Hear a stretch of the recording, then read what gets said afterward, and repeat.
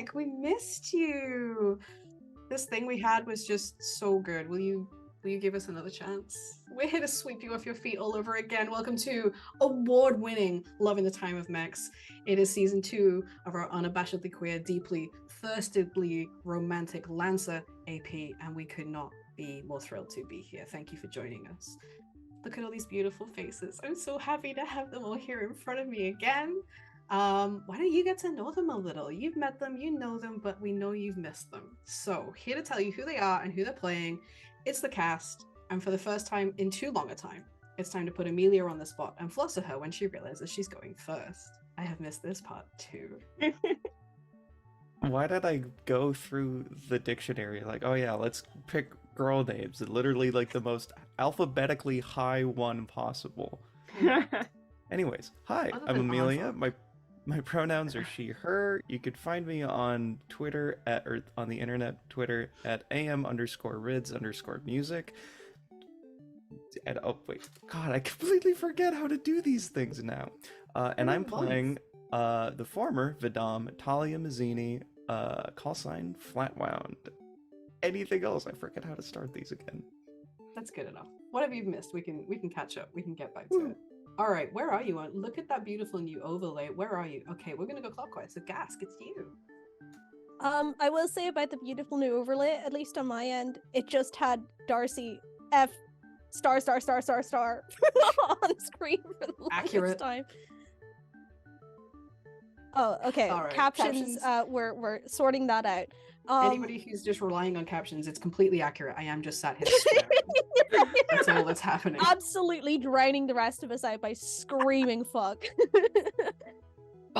Anyways, hello, my name is Gaskinator, and today I will be playing Fiasco, just a silly little guy, but hey, he's on island time, so I think he's relaxed and mellowed out just a little bit.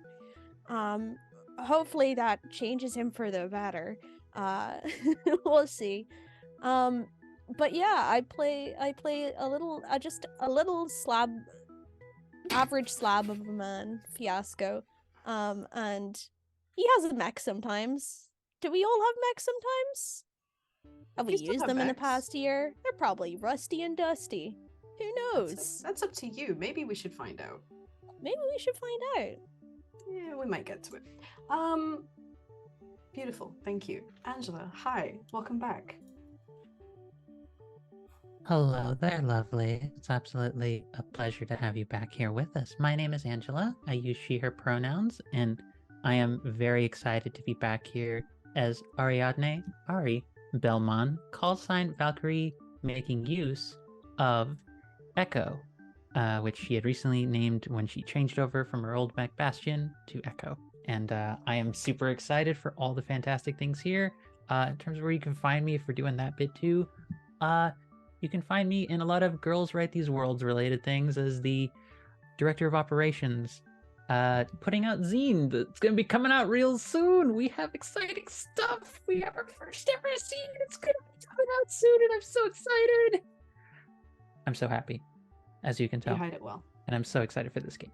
Let's get this going, everybody. And last but certainly not least, it's Anne. Hiya. Hi, I'm so excited to be here. I'm Anne. I'm the community ambassador here at Girls Write These Worlds. And oh my gosh, I missed this disaster hacker. I play Lex McKenzie, aka Renegade, who has been I guess kind of like a child that's been sent to her room and not allowed out. She's just been really bored. You know, the energy of that kid in the back seat being like, "Are we there yet?" That kind of energy.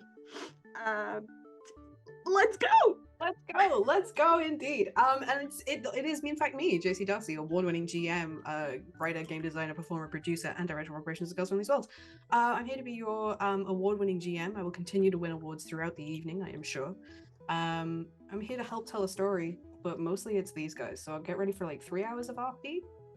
I'm here for it. I hope you are too. If you missed us last season, where were you? And how are you jumping into this now? Good choice, but well done. We had espionage, we had frozen planets, we had cyberpunk hideaways, too much drinking, not enough ice cream, blockade running, lost loves, and very questionable Australian accents. Expect most of those, if not all, this season. But here's what you missed and what you need to know to dive in with us today. The group that you see before you are playing a group, that's convenient, known as the Harbingers. They are a group of mercenaries. They're employed by whoever is desperate enough and has a very little budget. They're not exactly your top tier Lancer group, but they get most jobs sort of done. They were approached by a connection from Valkyrie's past, a lady known as Trixie, also a Lancer, and her compatriot Thirsttrap. Oh yeah, he's coming back. And offered a job. They were asked to help infiltrate the blockade of a planet known as Free Sanjak and reunite the two people with their other teammates. The twist was, one of these teammates was an old flame of Ariadne's. Now, this planet was blockaded because of an uprising, because of a revolt, and it was locked down by the oppressors who didn't want anybody in or out. Those people had been trapped on that planet for quite some time, and they were sorely missed. Almost as a last gasp effort, Trixie and Thirsttrap sought out Valkyrie. They acquired a digikey capable of knocking out the electronics in a short range in the blockade, and after a frightening fight with agents of House Sand, who are also Renegade's adopted family, the way was clear, and the Harbingers chose, in the moment, to go with their new employers down to the surface of Free Sanjak, knowing that that would entrap them there for some time.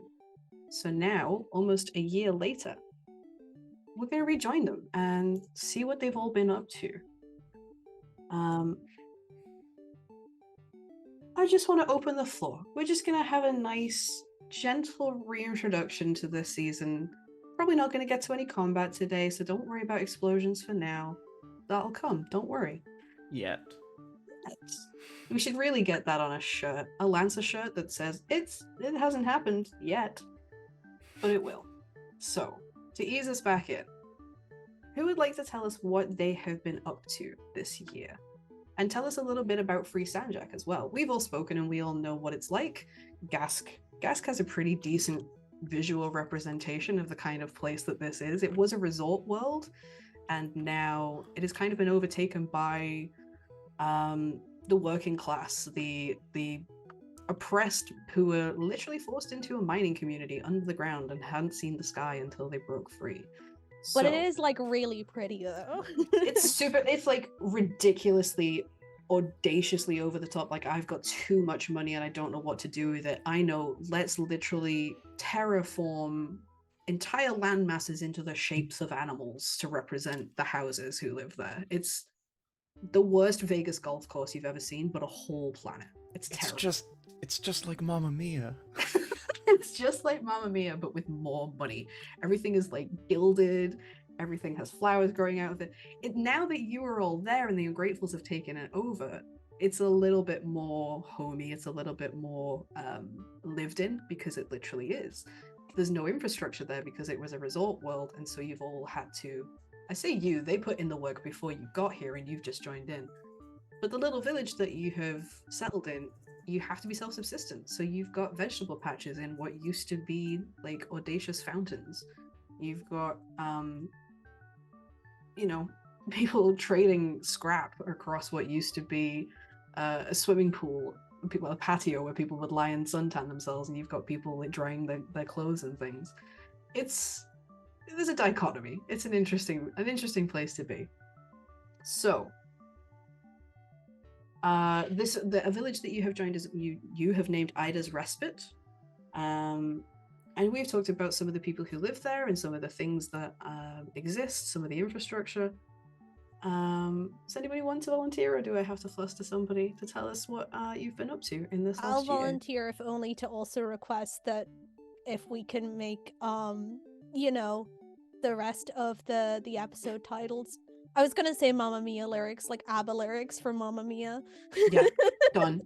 Sold. That was an easy This one's trade. called Here You Go Again. Here we go again. So just pretend that's the title of this episode. Gotcha. So Dandy has taken to this beautiful resort, well, ex resort, as well as any middle-aged man who has too much stress and work-related stress specifically, and has decided to forget about all the work-related stress, to the point where he has just not been in his mech or just avoiding all kind of like conversations about that because he's on island time. He's chilling. He's not only chilling, he's thriving. He's going out into the community, making friends. People like him here. It's a blank slate. Nothing's exploded, and the things that have exploded, they've been meant to explode. This is great for him. So good. His skin is clear. His crops flourishing. And you know, his skin is glowing. He's never been better. And it's never going to change. It's never going to change. No. It's going to stay like this. For a while. Forever. Did you mention about your living arrangements? Oh yes, my roommate so kindly offered to me by Thirst Trap. Just happen to have a spare bed. So we've been, you know, rooming together, getting closer. There's no Kind of a spare bed. nebulous thing that we have going on, but hey. And they were roommates. Oh my god, they were roommates? There was only one bed. I feel like I buried the lead on that. There's only one bed. I'm joking. I'm joking. It's a great fanfic trope. It can be real if you want it to be. There was only one abandoned swimming pool. So the way it's set up is like Trixie and no, sorry, not Trixie. The two who are already on planet. So Vivian, call sign Vagabond, and Perry, call sign. No, Damn it. I'm not saying it. You say it. Call I've sign the leg- platypus. I've legitimately forgotten. Call sign Bon Voyage. Thank you. For Christ's sake, It's been a Darcy, let me few go pull up the months. list. Bon Voyage. It was Bon Voyage. It's pinned. I even pinned it in our personal conversation, so you'd have it. Sorry. So yeah, so Bon Voyage and now I've forgotten the original one. Vagabond. They were set up in a villa, like a villa complex around, literally around a swimming pool. So it is a 5-star resort that you've all just kind of moved in and taken over. They had a couple of little villas. I think the two of those would probably share one. And as you arrived, you were sort of invited to stay wherever it is you'd like to stay with whoever you would like to stay with. So yeah, Thirst Trap found a place to go. We found an empty villa and said, "Oh, Daddy, would you have you chosen like a roomie yet? Have you got somewhere to stay?" No, I was just planning on like, I don't know, taking up the least space possible, maybe sleeping in my mech, I don't know. No, don't do that. I mean, it's safe up there, and I think it's, you know, have you seen these places? They're really nice. I haven't been exploring because I'm afraid to touch anything. He holds a hand out and like offers to take your hand. Dandy wipes it profusely multiple times just to make sure it's not sweaty, blows on it a little bit, shakes it, and then takes it. Thirst Trap's hands are like warm to the touch and rough and calloused, and he just kind of squeezes yours once, gives you a big smile. Says, Dandy squeezes back like a woman going through labor. I thought you were gonna say something like a sock in a cup. I thought that was gonna be the complete opposite end I of thought the you were just gonna spectrum. stop at like a woman. I was like, holy shit. Like a Fiasco. woman. Gas woke up and chose violence today. Yeah, he gives you your hand a squeeze, and when you squeeze back, he gives a great big smile. He says, "Come on, let's go and have a look. I found a pretty cool place. Just I wanted to see if you thought it was cool." I mean, anything you think is cool, I think is cool because you're a very cool person. Oh, I mean that. I don't know about that. I don't know if I'm cool. I think if you looked up the definition of cool in a dictionary, you'd be there. No. Oh no, I don't. No, stop. That's you're making me blush. Huh? But yeah, it's yeah, okay, it is cool. I think it's cool, so it's cool. It would be really cool if you came and stayed in it with me. You sure I wouldn't be taking up space? Don't you have your other friends here that you've been meaning to see? They've got their own place, and I think those two are gonna make a change. He points over to where Ari and Perry are talking in the courtyard in the sunshine. He says, I think there's gonna be some changes, and there's so much room. Like, I think those three are all empty. There's no one in them. And they're huge. Come on, come and look. Okay. Follows behind. He like drags you through like those really cheesy TikToks where it's like one person holding the hand, dragging them, looking over their shoulder like, Oh, but there's actually someone holding their hand this time. It's not just Yeah. like the photo. it's you. It's a little guy. It's me. And he takes you into this villa complex, and there's like 2 floors but with a mezzanine floor as well. Everything is marble, everything is white and gold and pristine, and the sunlight just bounces around perfectly, so that it's just gorgeously lit the entire time, no matter what time of day it is. There's floor to ceiling windows with a view out over the valley ahead of you. It's like you go on honeymoon when you're a millionaire, and it's this kind of play. Dandy does want to appreciate all the sights and beautiful things around him, but he is very self-conscious about how much his shoes are squeaking on the beautiful tiles. Because it's just like a little every step. But And it he's echoes. trying. It's It such echoes. an empty, like, there's no carpets, it's all marble floors. It's just like echoing around. But your footsteps are all echoing as you go running through this place. And Thirstrap points out like the great big TV, how it like comes out of the ceiling, and he points out the mini bar that's still got a few bits of things in What it. channels can you get on free Sandjack? Well, okay, none of them, but Okay. I have So like we a just couple look of at the DVDs. TV. No, I got like a couple of DVDs. I got like Oh, okay. some of them were pretty good, but some of them were bad. I've got like Jerry Maguire and a lot of Tom Cruise movies. Actually, I hadn't really realized that was a theme until I thought about listing them out. I really like Vanilla Sky. I know it didn't do really well. Anyway, whatever you would like to, I'm sure we could find some other. We don't even have to watch TV. Yeah, TV is stupid. Let's go upstairs. Okay. And so he takes you on this whirlwind, squeaky, slightly sweaty, slightly flustered tour of this enormous villa. I want ASMR of exactly this soundscape right now. It's the internet. I guarantee it exists. You'll be your crush is showing you around this beautiful abandoned pristine Greek resort while your shoes squeak and he flusters. If it doesn't exist, it should. So yeah, he shows you around, and he's obviously like his heart is set on it, and he shows you that there are more than one bedroom. But he lets you make up your own mind. I don't even think it comes up in conversation there and then. I think he's more happy to just ensure that you're going to stay with him, and he'll worry about the next step later. He puts no pressure on you. He's such a gentleman, and Talia hates it, and I love that. You're making me care. That's the biggest sin. I saw that flicker when he blushed. We'll yeah, but Talia hasn't seen that side of him. That's true. That is true.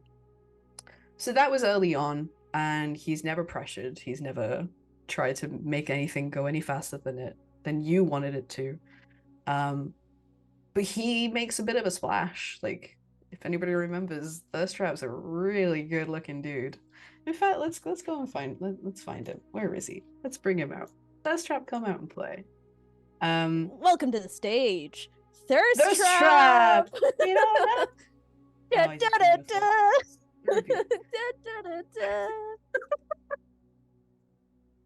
Is that the Seabat song? No, that's John. That's John Cena. That Seabat is. They sound kind of similar. That's the one. Hey, they sound kind of similar. Just saying. I've never seen John Cena and Seabat in the same room at the same time. Everybody, it's John Cena. Not how I thought this session was going to start in any way, shape, or form. I don't know why. I don't know why you don't foresee these things. So yeah, he, they pronouns. I apologize. I've been using a lot of he pronouns because look at him. But yeah, they make a bit of a splash when they arrive, and when people see you all, you make a splash. But after a bit of time, he gets a lot of attention from some of the locals, and people buy him drinks, and people make passes, and he's just not interested. He's only got eyes for Dandy. Aww. Aww. Dandy's probably oblivious to all that. Aww. Most certainly.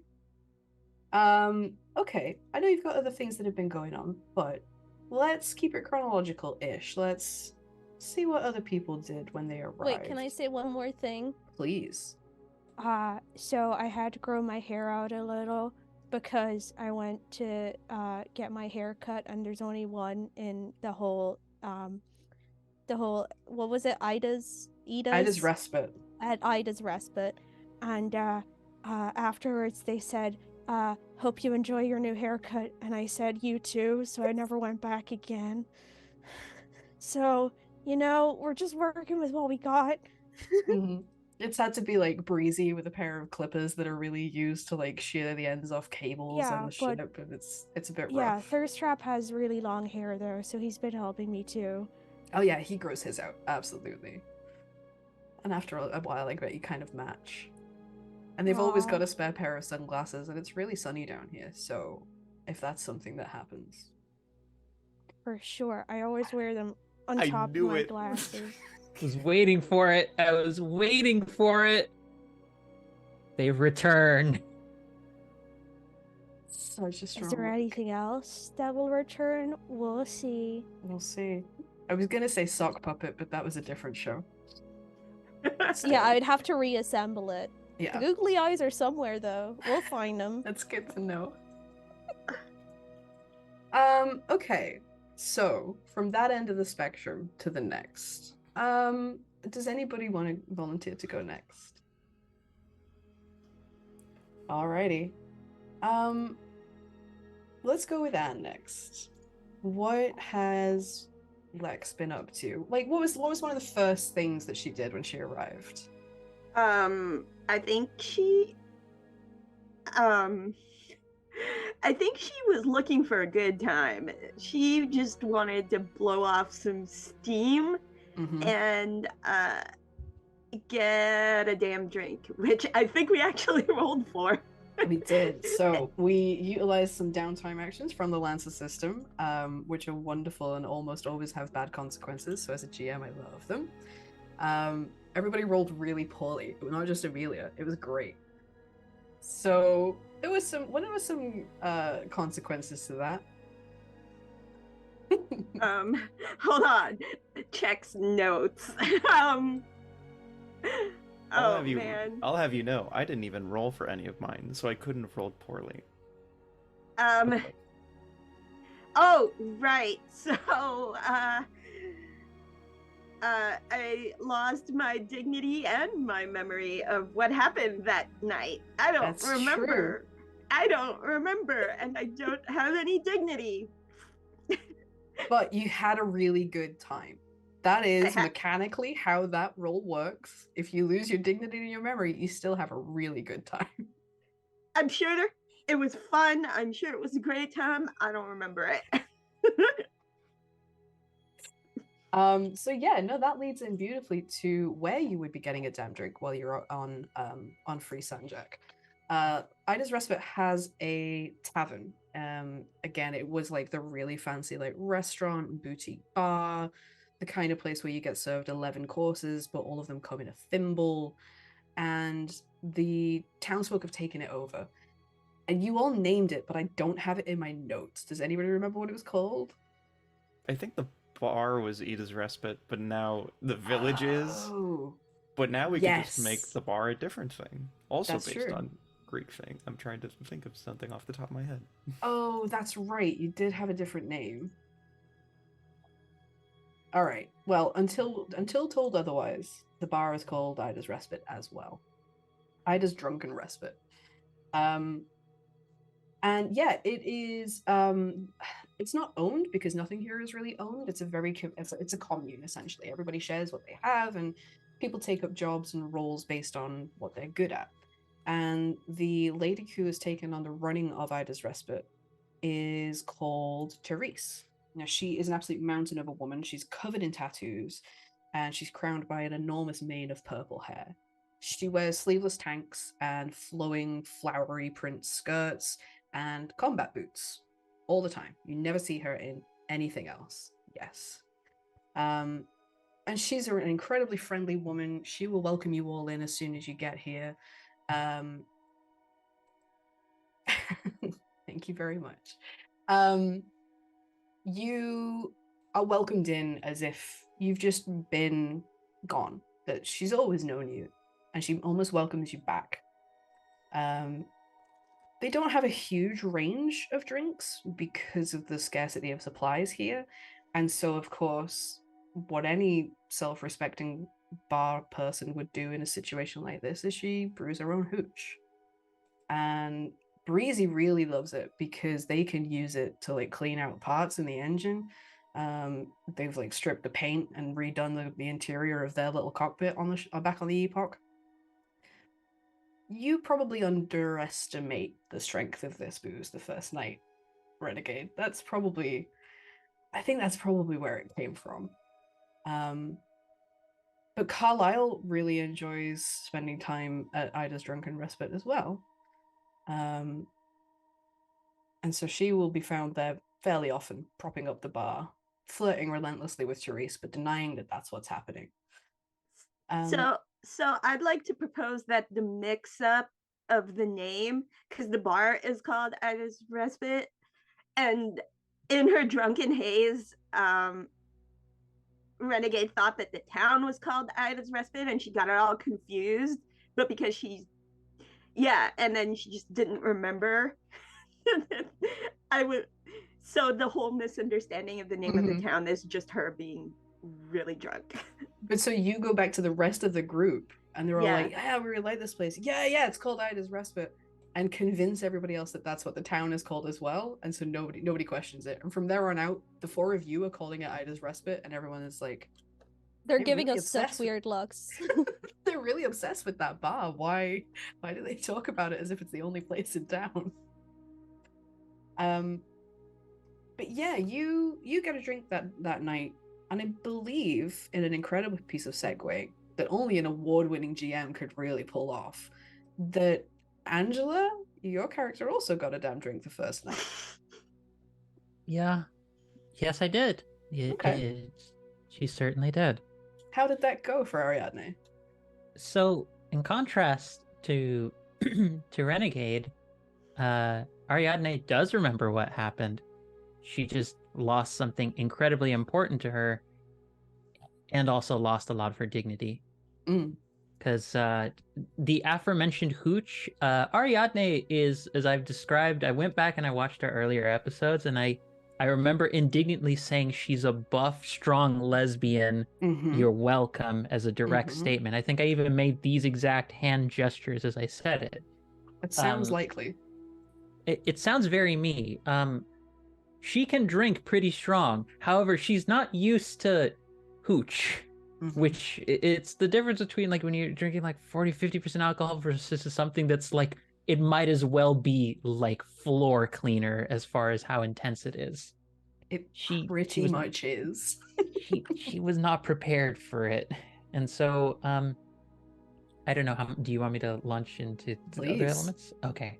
I didn't want to You have got now 2.5 hours. We've only been going half an hour. You still got 2.5 hours to fill with RP, so please begin. I didn't want to overlap on Anne's stuff if she still wanted things she wanted to do, but because it happened to both of us, it kind of makes sense. So Ari, in regards to her old flame, as was mentioned during our recap,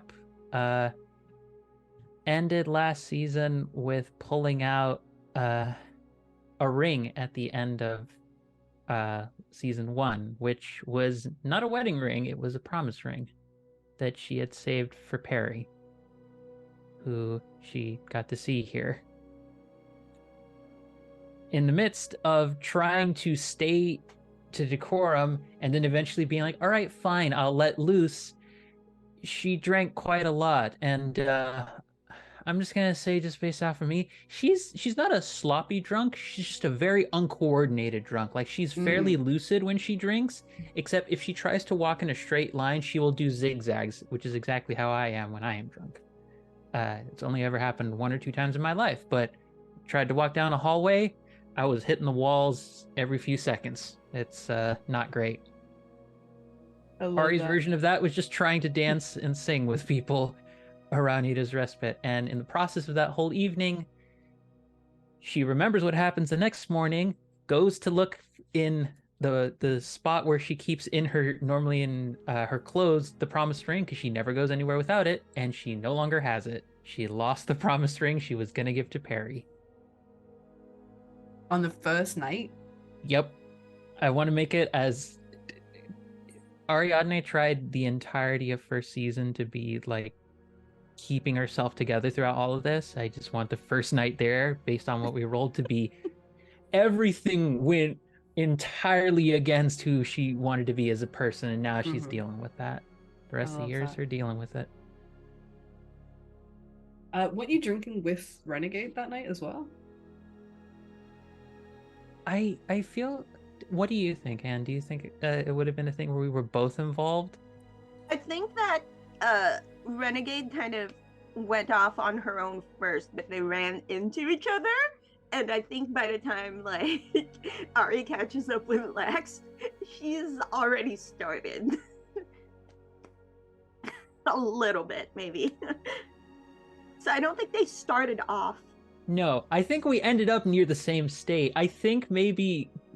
Because I know we talked about, like, trying to have a scene with it. Do you want this to be the format for that conversation where we were both sloshed out of our mind talking about it? And then they just don't remember it. And she doesn't. No. Ari remembers it. Lex doesn't remember it. That is a terrible way to have that conversation, but also I feel like... I mean, we don't have to have had it just once. It could just be something we come back to. Is like, Ari mentions it, and Lex is like, what do you mean? Okay, yeah. I think it's your call. That's why I'm asking. I think the first time, definitely, like, Ari's totally fine, so she probably thinks it's fine to have this conversation. Lex, not okay. So wait, so what does that scene look like? Is Ari just like 3 or 4 drinks in? She just goes over and she's like, "How are you doing, Lex? How are you adjusting to?" I think she's like maybe 2 drinks in. Maybe 2 drinks in. It's not that late. I think you catch her pretty early. But she says, I haven't even been here like a day and it's so boring. Did you know that they don't have the OmniNet here? Yeah, it's a pretty... I mean, they don't have a lot of different things set up here, Lex. I mean, you're not going to have access to the same kind of stuff while we're here. It's a little sad. I feel kind of disconnected, I guess. I don't know. Like, it's weird because I said I didn't want to do stuff like that anymore, but I also kind of miss it. It's like not having your arm, you know? Like, it's kind of weird. I mean, like very casually takes down an entire shot like it's nothing. Like, she's still drinking the stuff that's like strong, but like not the full hooch yet. Like, whatever few things she may have brought of their own reserves from the ship, like had like 1 or 2 of those left, and now she's like, oh, might as well try it. Like, after that point is when she's like starting the hooch. She's like, I mean, it's kind of a break from what we've been doing. It's kind of nice in a way. You ever just feel like you're missing a part of your old life that you want to just like hang on to, not because you still want to do the thing, but because you just want to stay connected to your old life? Am I making any sense? I mean, yeah.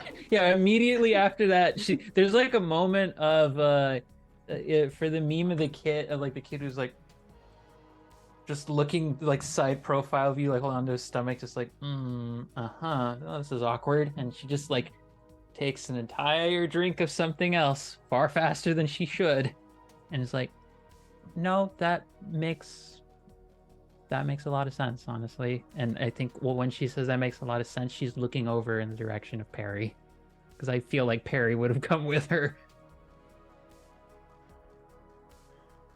And then I think she clocks that and she says, you know, it's nice, all of that. And she kind of does a weird gesture, sort of vaguely in Perry's direction.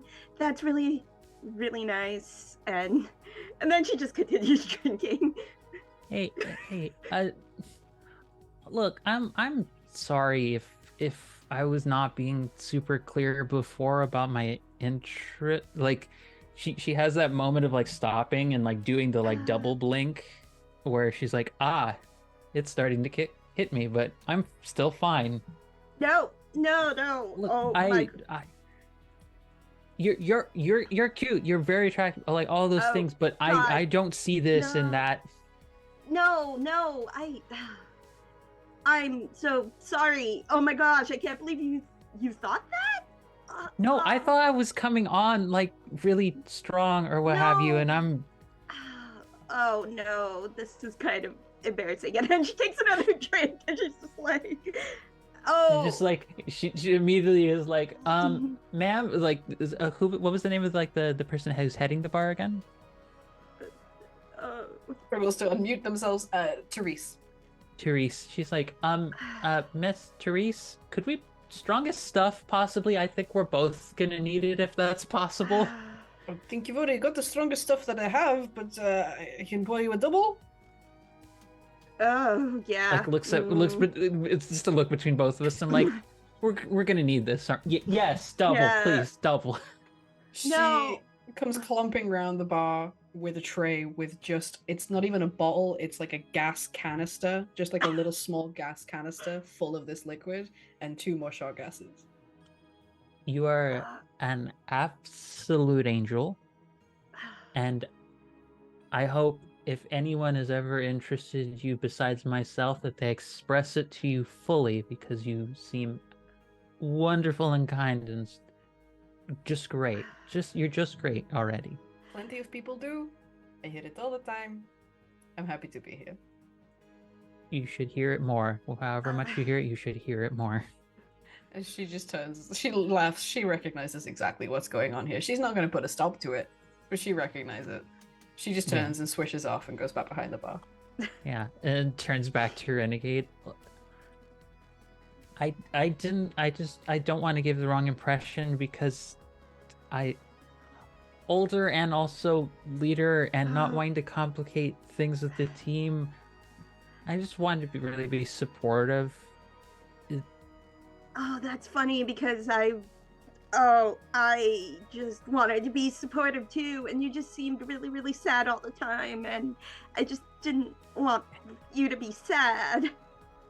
I was, to a degree. You'd be surprised how much you hold in where you're not trying to be honest with yourself about how much things are affecting you, and how much you feel like you have to deny about yourself when you're trying to put up a front so that you don't crack under the pressure.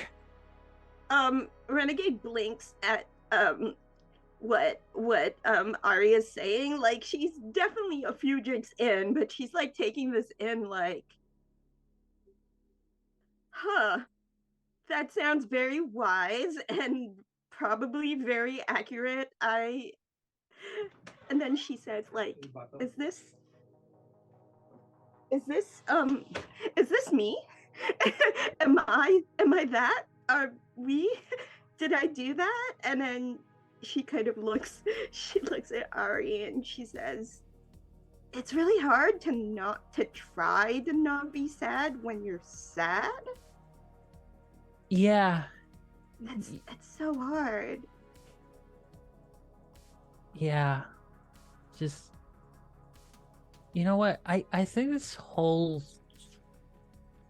again, is just like doing like a Simon Pegg skit where he talks about the several levels of drunk and how to demonstrate them. One of them is where like you have the the bobblehead effect where your head is just kind of like not really staying anywhere secure on your head, and she's starting to reach that point. It was like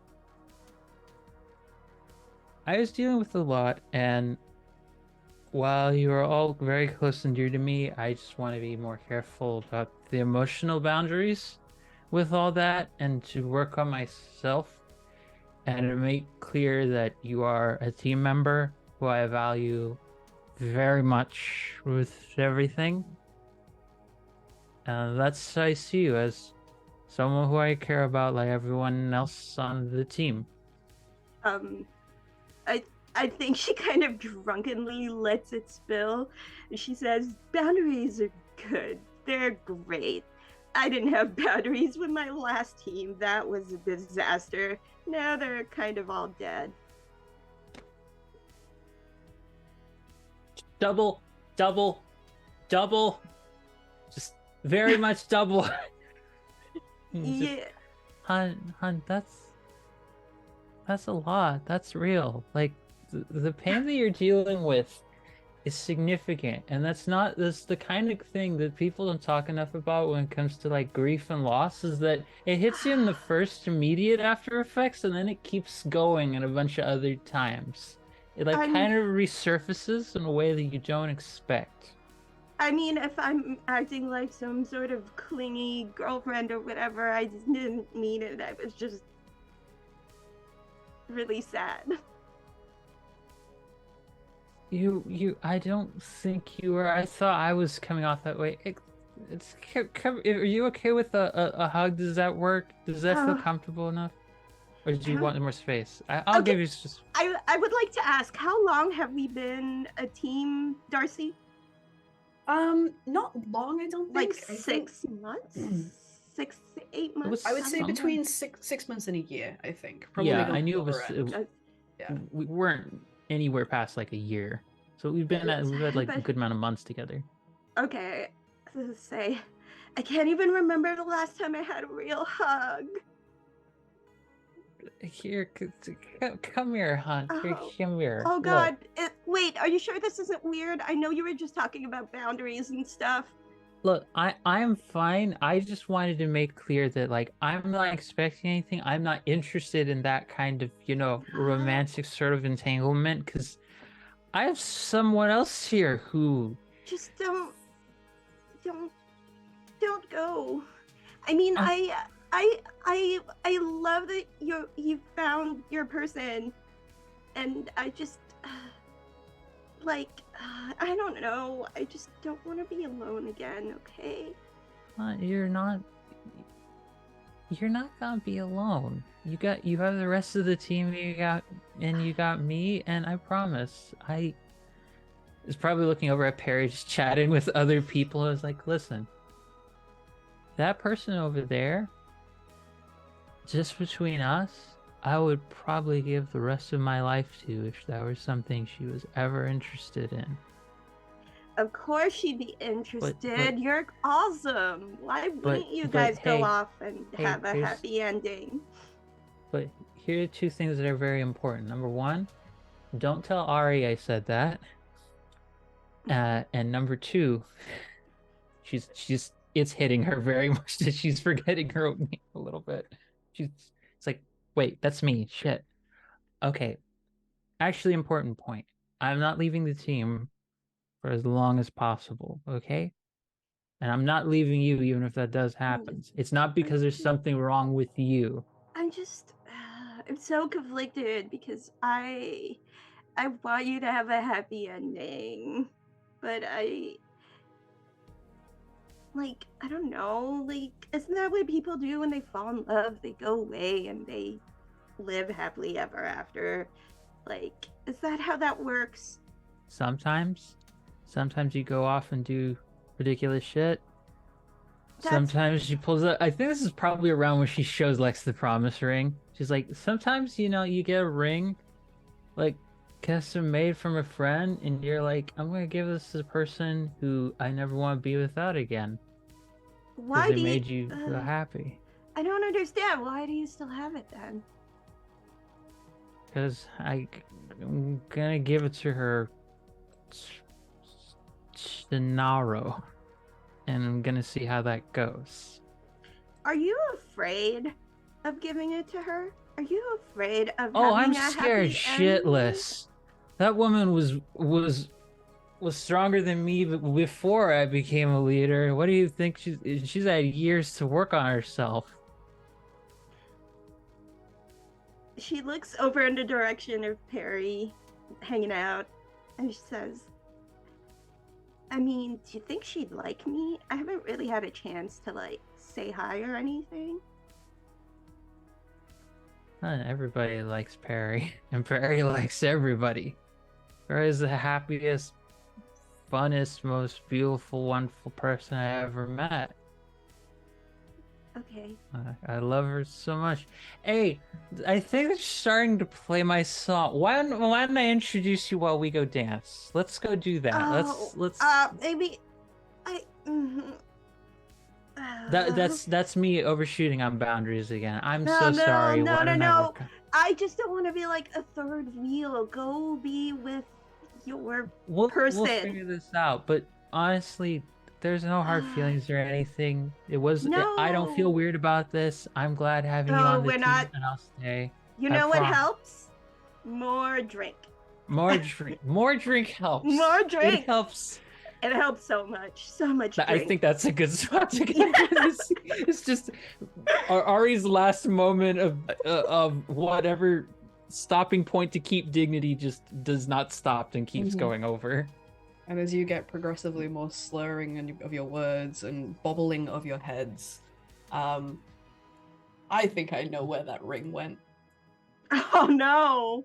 but Oh Before we go no. any further, I just have a clarifying question because we established this as the bar. What kind of bar is this? Is this like a jazz speakeasy, or is this like the club everyone goes to? Because that will make the my song's coming up even funnier if it's just a dude on bass going boop doo So- doo doo. it's This like is the place in Mamma Mia where they sang Super Trooper. Easy. Amazing. I'm gonna have to take it as read that all of Gask's Mamma Mia references are really good because I've never seen it. I haven't seen a single one of those movies, and I'm okay with that. You can judge me, you can revoke my gay card, I'm alright with that. So back when it would have been the kind of place with like piano music and just the tinkling of champagne glasses, but as soon as the Ungratefuls stepped up and took over, they kind of like got rid of all the there's probably like a bonfire of all the fancy furniture, and they've just brought in like, you know, tables made of barrels and stools made of crates, and it's just the kind of place, it's very much a community hub. It's the center of this village. At night it's a bar, but during the day it's like a daycare and a library, and people can come and take classes and trade and barter and just get together and have a cup of coffee. And so at night it's kind of whatever mood the people of the village are in is very much reflected in what goes on that night. So some nights there's board game night, because who doesn't need that?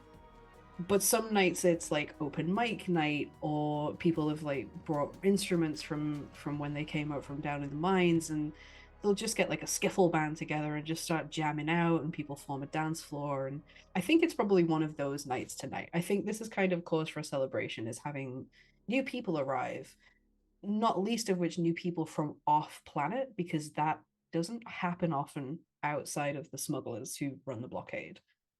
Yes, Angela. I know exactly this because you said skillful band. My immediate thought is, I think it's who did it. I think it's Johnny Cochran's 20 Flat Rock. Some variation of that is playing when she says that, and she's just like, I used to hear this as a kid. I'm gonna go dance now. Yeah, somebody's like made a bass out of a mop and some cables, and somebody's just beating on a giant crate. But it sounds really good. Everyone joins in. People are dancing and laughing all the time. I feel like it's one of those very open plan places, so you can kind of see the valley around you. There's columns, but other than that, it's quite open. So you can see the night sky, and you can see the lights down in the valley and the next village over. It's a very, very different kind of scenario than anywhere you've been recently. But yeah, you pass a decent enough evening. I guess it's your dancing that loses your dignity for you. Maybe you too bobble-headed, or you just got two left feet. I don't know. Wait. What about, since the people of Free Sanjak haven't seen the new latest dance trends? Mm-hmm. The ones that we brought here, we're doing like Fortnite dances, and they're still doing the Charleston, and they're like, "What the hell, man?" They're like, "What's wrong with a good old Cabbage Patch?" And you guys are like,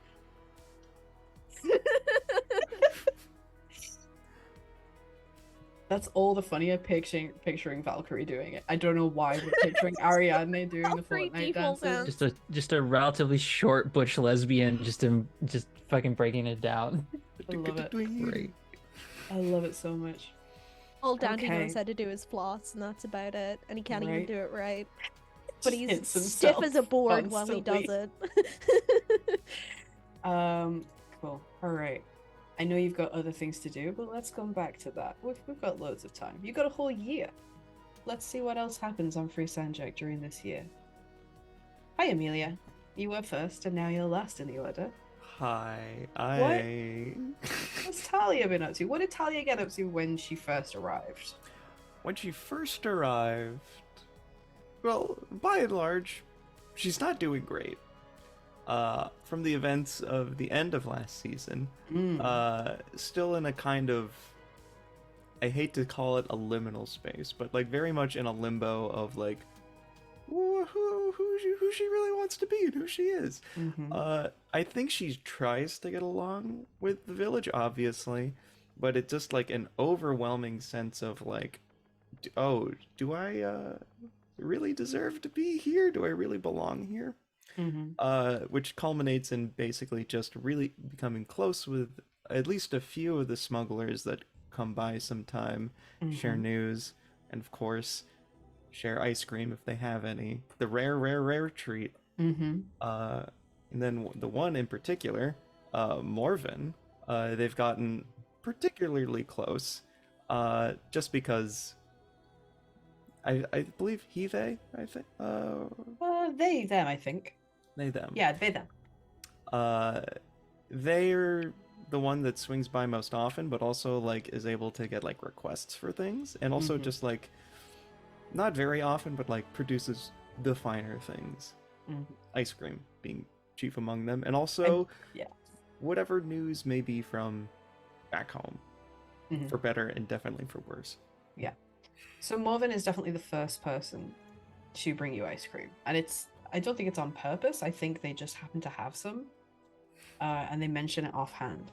So there's a bunch of people who, for whatever reason, for loyalty to somebody on planet, or loyalty to some group, or just the thrill of the danger of doing it, there are very few people with ships light enough, small enough, and fast enough to even attempt running the blockade. The blockade has existed for nearly 2 years now, and or rather just over a year when you all arrive. And very few people are able to get past. But people try, and they manage. There's always reports of people who don't make it through, but for the most part, the people who do, they bring news from the outside, they bring supplies, and for a lot of people on Free Sanjak, they bring hope. They bring word that they haven't been forgotten, as much as House Sand in particular and House Stone has tried to suppress news of what has gone on here in the rest of the Kraken Trade Baronies. There are people who are talking about it. There are those people who you encountered, like a little armada of ships, of civilian ships, just beyond the blockade's range when you arrived at Free Sanjak, who were essentially forming like a long-time picket, being there just to make their will known that this was not okay, that this was essentially not an illegality, not an illegal holding of the planet, but morally incorrect. That these people had asserted that they wanted their independence, and House Sand and House Stone were not letting it happen. So knowing that those people are out there, that they are supported, and that people haven't forgotten about them, and the fact that they occasionally bring ice cream. Smugglers are like celebrities. They're like gods on Free Sanjak. And so when Morven just offhandedly mentions having had some ice cream last night, It's like your ears prick up. Exactly like that. That exact facial expression. And maybe you think, I should go and talk to them. I mean, at this point, like, it's been. She's not like addicted to ice cream, obviously, but it's Sure, one of the. she can stop anytime she wants. Yeah, I'll talk to Portman. I gotta go talk to them, see if they made the castle run in less than 12 parsecs. Exactly. I had to, I'm sorry. We were all thinking it. I'm just glad you said it. Yeah, they're pretty. I mean, they turn up and they kind of hold court at the club, at the pub, tavern, taverna, at Ida's Respite, as you know it. Um, and they're pretty popular. They're very like smiley. This is your rogue with a heart of gold. Yeah, we're making all the Han Solo jokes, but yeah, they're there like leather clad, like pistol in the holster, shaggy hair, probably reeking to high heaven because what is hygiene on a ship when you're trying to run a blockade? But just this incredibly winning smile, just this pointy, smiley, toothy, shining smile, and you get the idea that this person is just incredibly happy to be where they are right now. And eventually they notice you and they go, oh, a new face. Hi. Hi. I'm one of the Lancer team that dropped down recently. I didn't know there were other people off world. It's kind of been some time. You didn't know there were people off world? You're a Lancer? I mean, other than us, I suppose. You lived in a shoe? A, a little bit. Let's not. We don't need to mention that. You look familiar. Do I know you? I actually wanted to ask you something about that.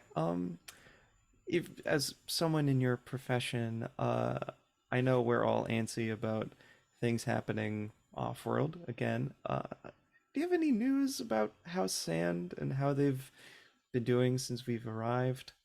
Oh, Sand. I remember. She gulps loudly. I don't think there's too many people around at this point. You've kind of waited until the crowd has dispersed a little, and there's maybe only one or two people. But they look around like, oh right, sure.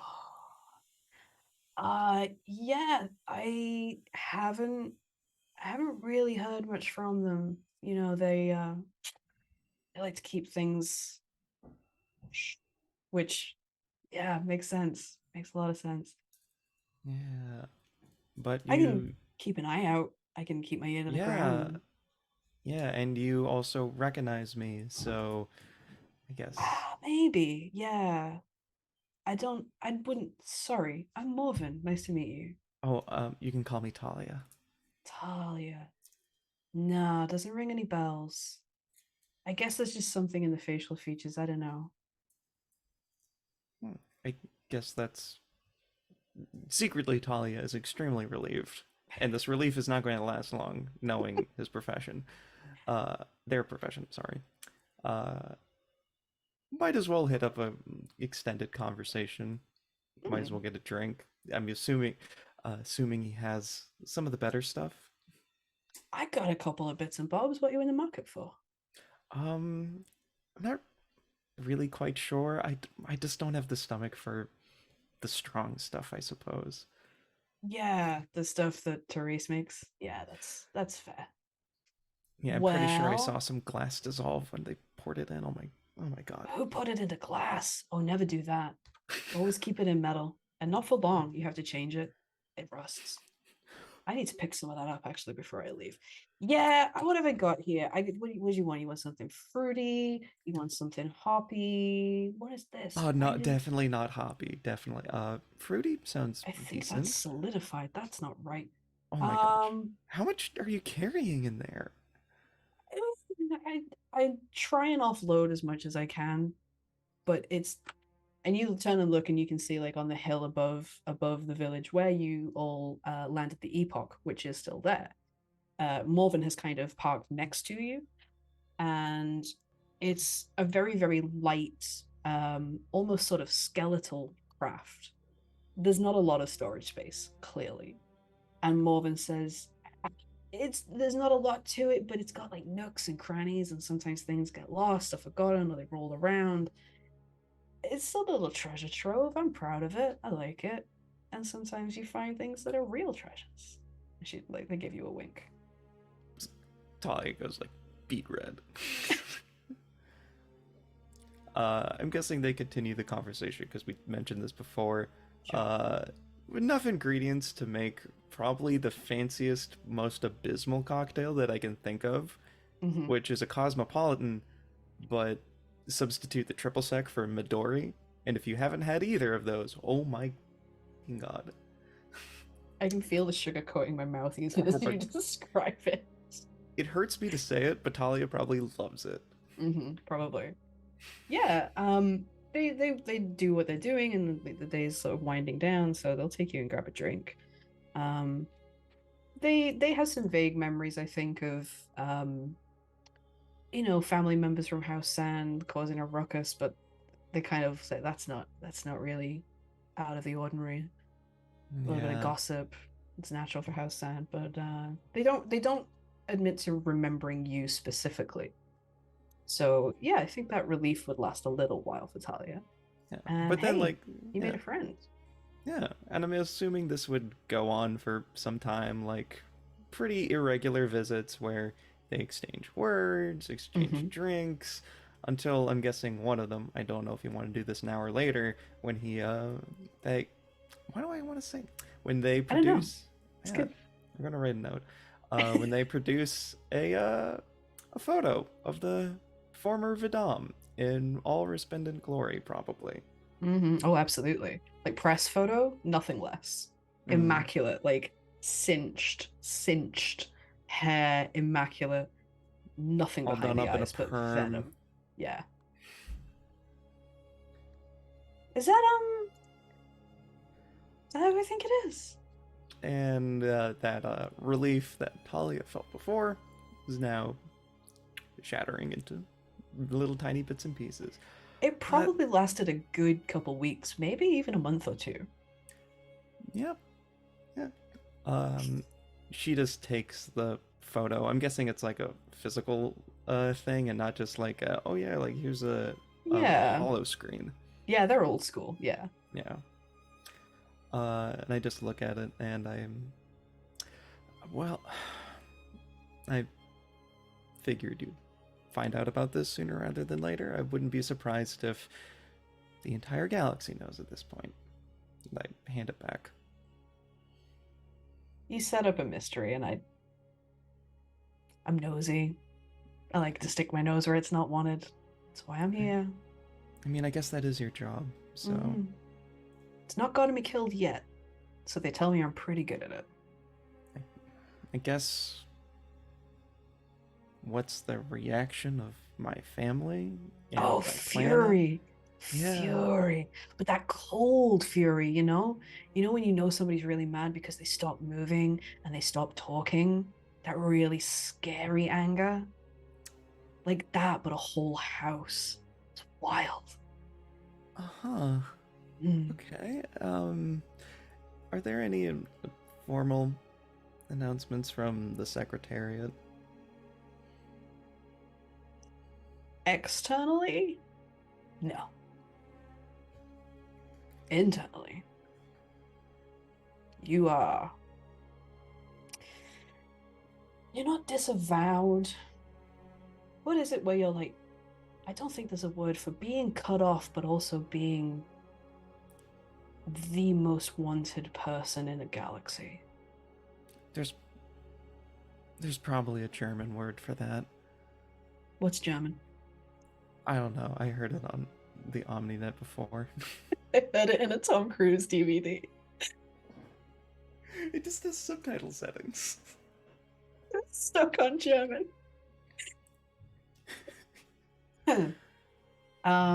Yes, thank you to captions. Let me just quickly fix those while you're missing this fantastic award-winning dialogue. Yeah.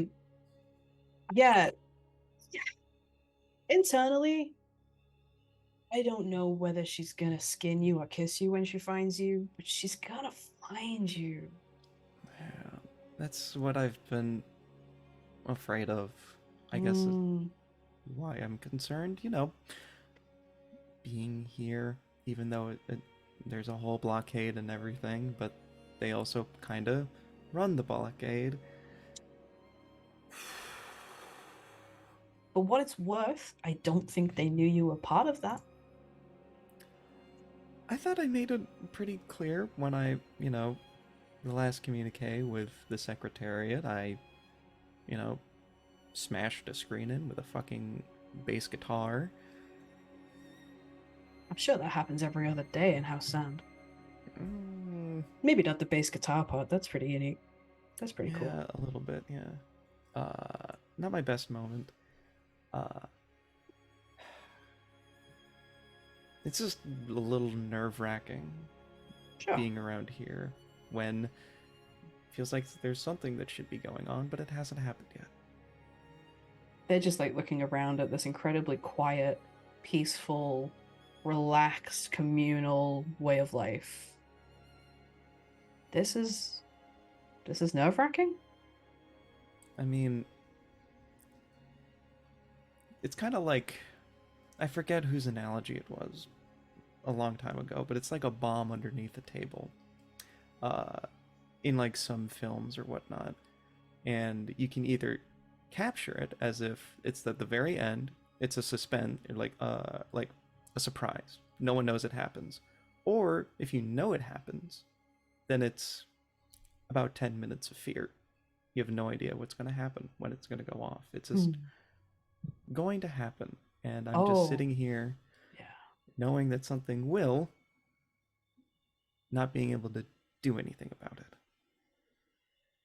And the added problem for you, being who you are, is there's probably like 20 bombs just floating around the galaxy looking for you. Yeah. I might need another one of those Midori Cosmos. I'm almost out, but I'll bring you some more next time. Yeah. I mean, it's not that I want to leave. It's just that I don't know if I should stay. But I can't leave because blockade. It's like an own special kind of limbo. But at least it's a limbo you can enjoy. And they hold up the glass. I half-heartedly clink. We'll work on that as well. Look on the bright side.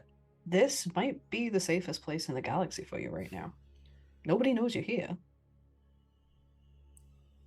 For now. I mean, you know that I'm here.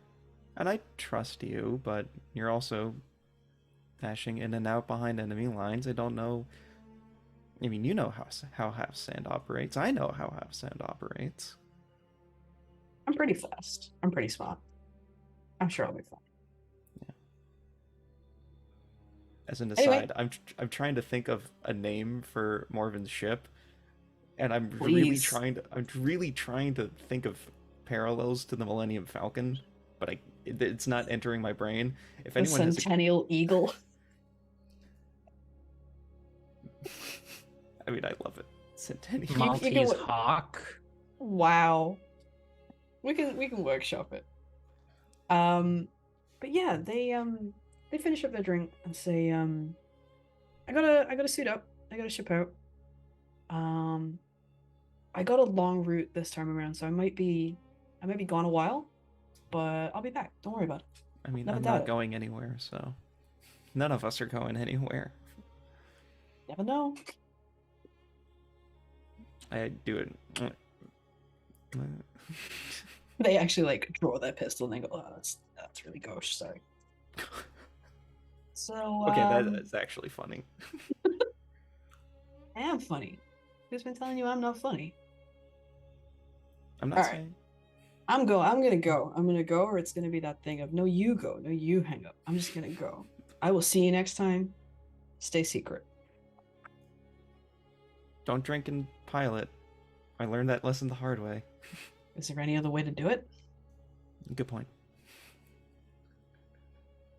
And within a few minutes, you witness their ship really quietly for a ship that size almost Harrier jump jet kind of just hop into the air, hover for a second, just a few feet above the ground, and then zip off into the atmosphere.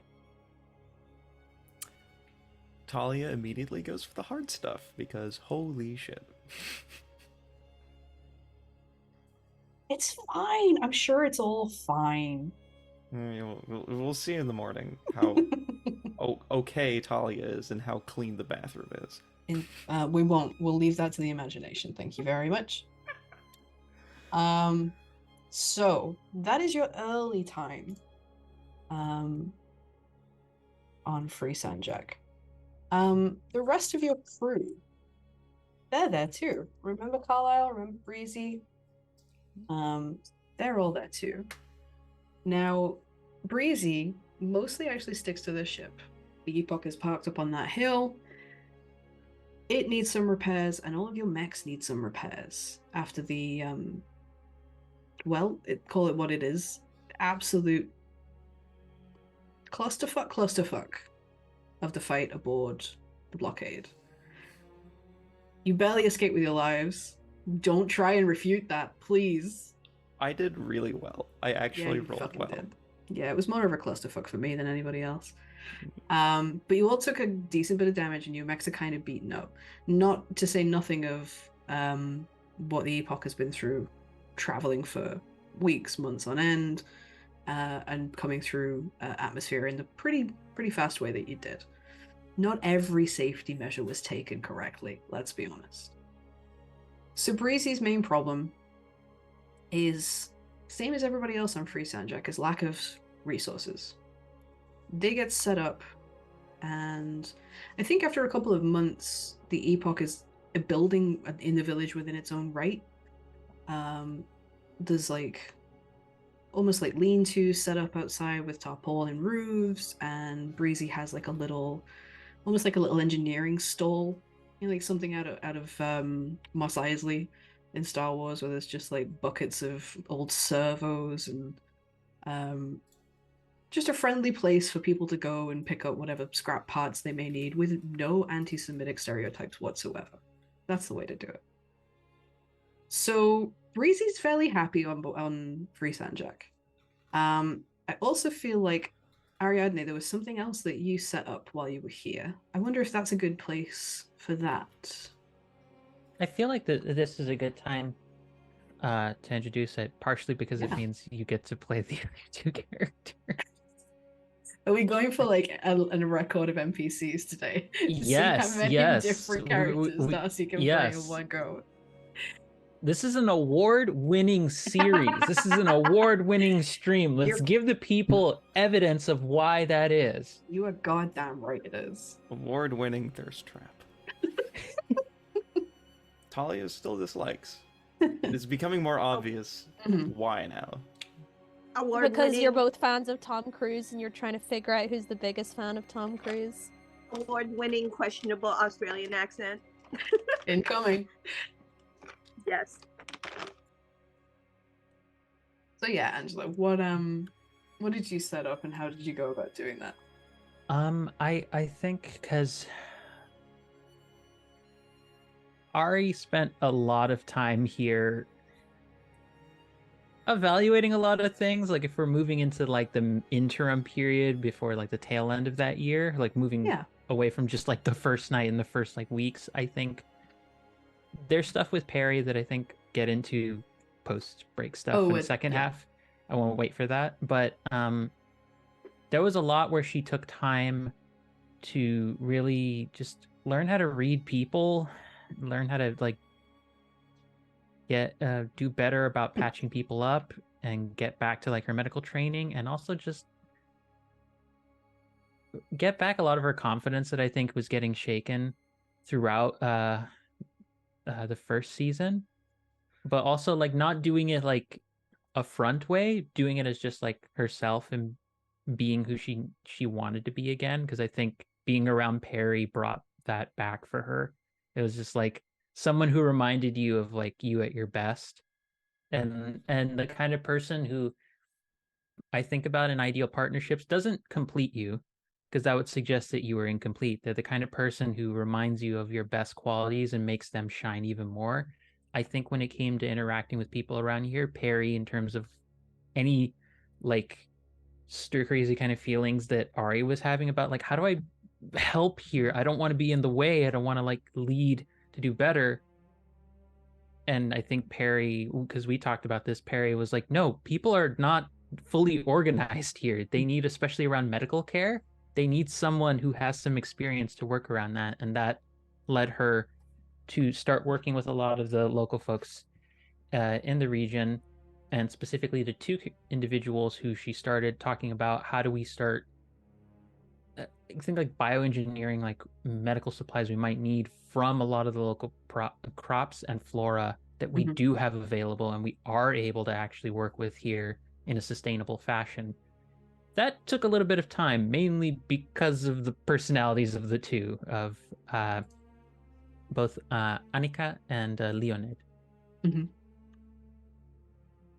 I really like the idea that somewhere on this planet, because you do have contact with other villages, other little groups of, I don't want to call them, I mean, in a way, they're kind of refugees, let's be honest. They're refugees from a different world. It just happens to be on the same planet. But everybody went and settled in different areas just because of proximity or choice or whatever. But you're in touch with a lot of them. Broad reminder, there's no omninet here. You cannot contact off planet, but you do have like shortwave comms. And I think that's something else that Breezy has set up, is like a little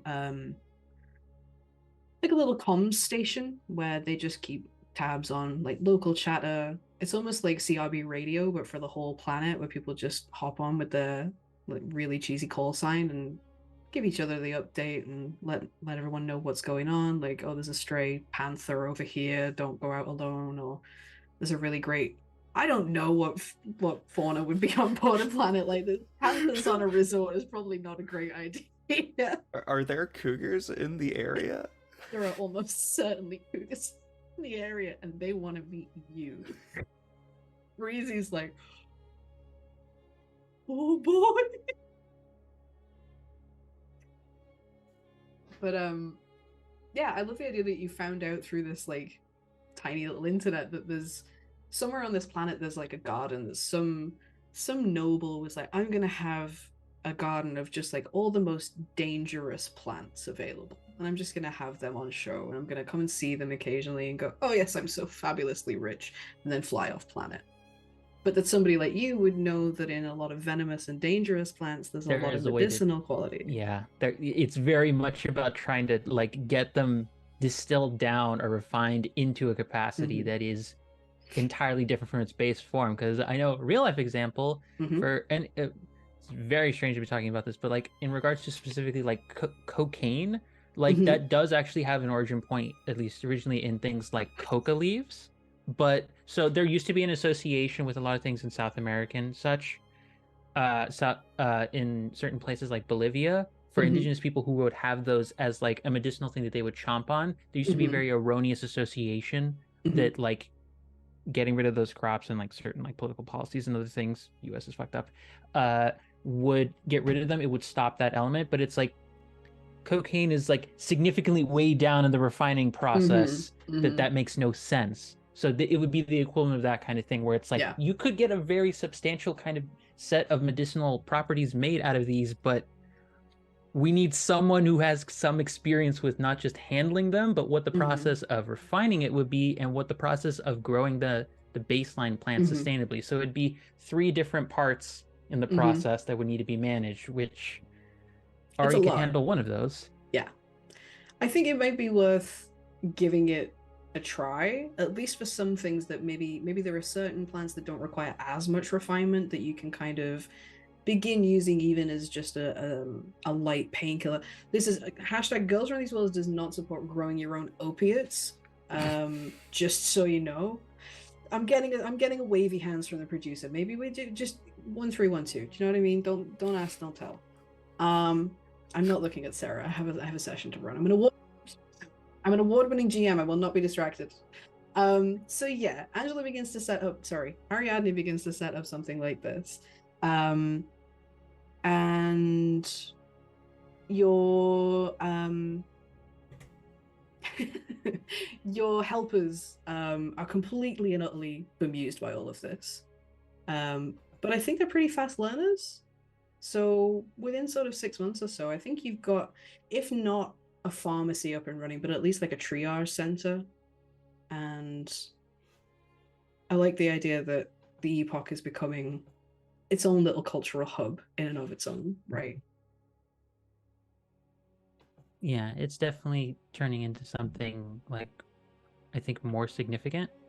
Yeah. And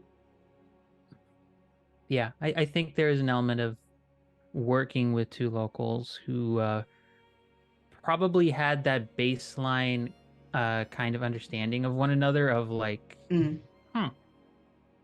interesting. Probably wouldn't have gotten along or ever really talked to one another initially, but I think Ari might have been just sociable enough or know like the necessity of the situation to be like, just talking to folks to be like, oh, no one ever actually gets Annika to get on board with changes to supplies here, because Annika was mainly the person in charge of a lot of different supplies. And then there was someone like Leonid, who is very different from Annika. Leonid being like someone who's been here since, I think, Free Sanjak was just an idea. Like, however long that the concept of that has been around, he's probably been there near right before it actually came into fruition, is now like, oh, okay. Yeah. Now this is a thing. Yeah, they will quite freely and mostly happily, in that way that you can only really look back fondly on memories of a bad time once you've overcome them. They will very happily discuss their memories of I don't even think it really had a name, the commune underground, like when they were forced to live in the mines. It was just it was, at that time it was Ludra's world. They just lived under Ludra's world. But they will very happily talk to you. And I think Perry as well. I think Perry would spend any amount of time here. With working alongside with the situation. Maybe working, maybe just like, I don't know, bringing you your lunch at work, just popping in to say hi. How domestic queer are we getting with this? Because I'm all here for this. You've been here for a year. There's a lot of time for domestic queer. Yes, I would like my not wife partner to be coming in and giving me lunch. I think she especially would really lap up hearing those stories, those memories of how they planned this. And the society was under there for a couple 100 years, so the idea of being free is older than anybody alive, but they certainly remember a time when it became a potential reality. And they will tell those stories of like the spark that ignited it and the fires that burned throughout the mining colony and eventually erupted onto the surface of Free Sanjak. And it's probably them who will tell you for the first time about the Bluest Morning, which is the celebration that people have begun to hold on the anniversary of the day that the the Ungratefuls saw the blue sky of Sanjak for the first time. It's only been celebrated once so far, but it's coming up fairly quickly. It's maybe at this point, maybe like 2 or 3 months away. I think Perry gets really excited about that. That's a really meaningful holiday for her to celebrate in this place with you. And so she will probably start making plans already. But they will tell you whatever you want to know. They will learn everything that they can learn from you. And whether against your will or not, probably not. It starts getting really... You start to feel like this is the place you belong. Yeah. I think a good, because I know we're getting to break in just a sec. I think there's maybe a good way to leave us off into it is Please. Waking up one morning, like in bed with Perry, like just turning over, like probably she's still asleep, And like I think she just looks at her with just happiness on her face, and it's just there's a look that says,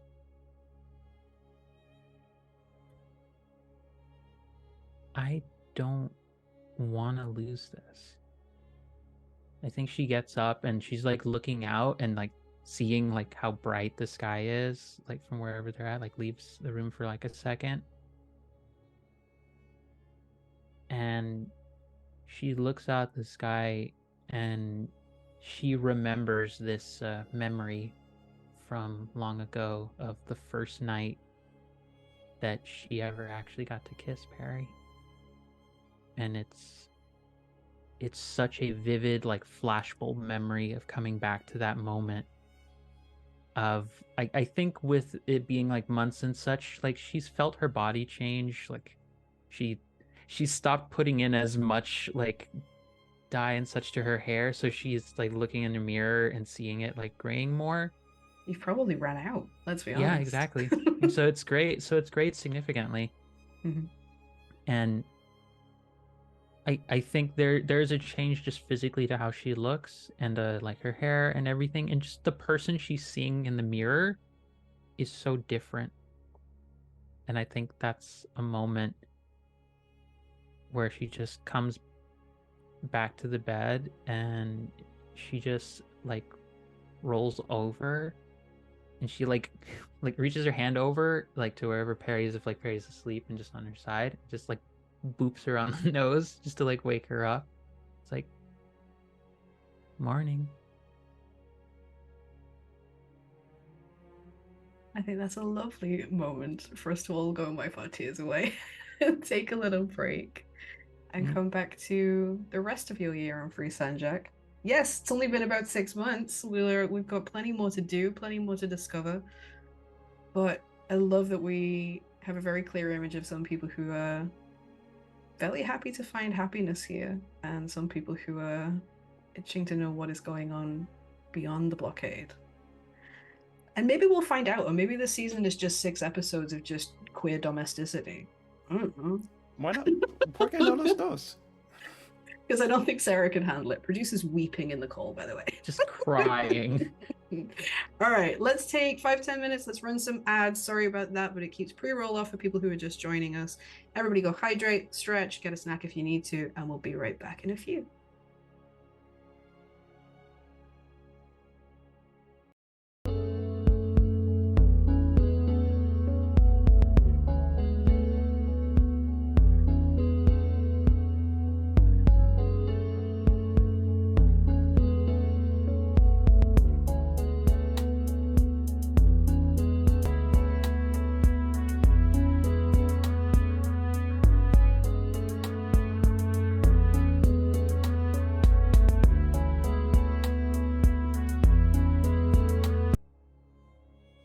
That was super uneven countdown, but I was prepared. Hey friends, welcome back. Hope that you're hydrated and not pissing off your CEO on the casual like some people are.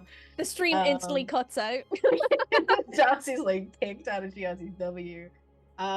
Thanks a lot. Like we see, I'm terrible at reading chat whilst I'm GMing, so I apologize, but I see you all there and we love your support. Thank you so much for being here. We hope you're having a lovely time and it's not too gay. Sorry. No, so we're yeah, not apologizing for it being too gay. No, that was I was dripping with sarcasm. Yeah. If anybody wants to complain about us being too gay, we're gonna amp it up. Like every time anybody complains, the gay goes up one notch on the dial, and it's already at 11. What about being like too much gay as in too much sad? They're the Isn't same gay thing. happy? It's the same picture. You can't have the gay without the sad. This is one of my better quotes from last season, I remember. I've forgotten all of the first season. Who are you people? So let's go with, we've established that you're here on Free Sanjak. You've kind of settled into, if not a routine in some parts, at least you kind of have an idea of where you fit in, even if the answer to that is not really. You're too gay added as a permitted term by the mod. Thanks, Kat. We appreciate you. So, as time progresses, as you get to know more of the locals. I mean, there are 100 NPCs, all with varying Australian accents that I'm not going to do here and now. We're not going to meet them all, but you're accepted into the community. Essentially, you're pretty much accepted to begin with. But as you begin to contribute, as you begin to show like what your skills are and what you can do and how you can help out, you're really welcomed in, and you make a lot of friends. And evenings at the tavern are sometimes rowdier, but maybe people know how to treat the hooch now, and it's not quite as bad. Is Free St. Jack Space Australia? Space Australian Greek Resort Golf Club commune? Nice. Now I need to see all Fully of Mamma Mia automated. performed in Australian accents. Well, I'm gonna have to watch Mamma Mia before the next episode of this game so that I'm getting these references. Is that something I have to do for homework? I mean, no. you should do it anyway, but Should I? if you experience Mamma Mia only through what I tell you, that's also perfect. I also think that's beautiful. I like that. Andante.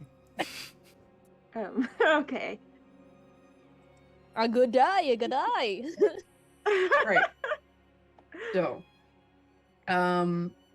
Morven visits and uncovers Talia's past and identity and swears to keep it secret, wink wink nudge nudge. But as rumors and gossip tend to do in small, tight-knit places, word begins to get around. And so, by and large, people know who you really are. To a lot of people, it won't mean much beyond House Sand.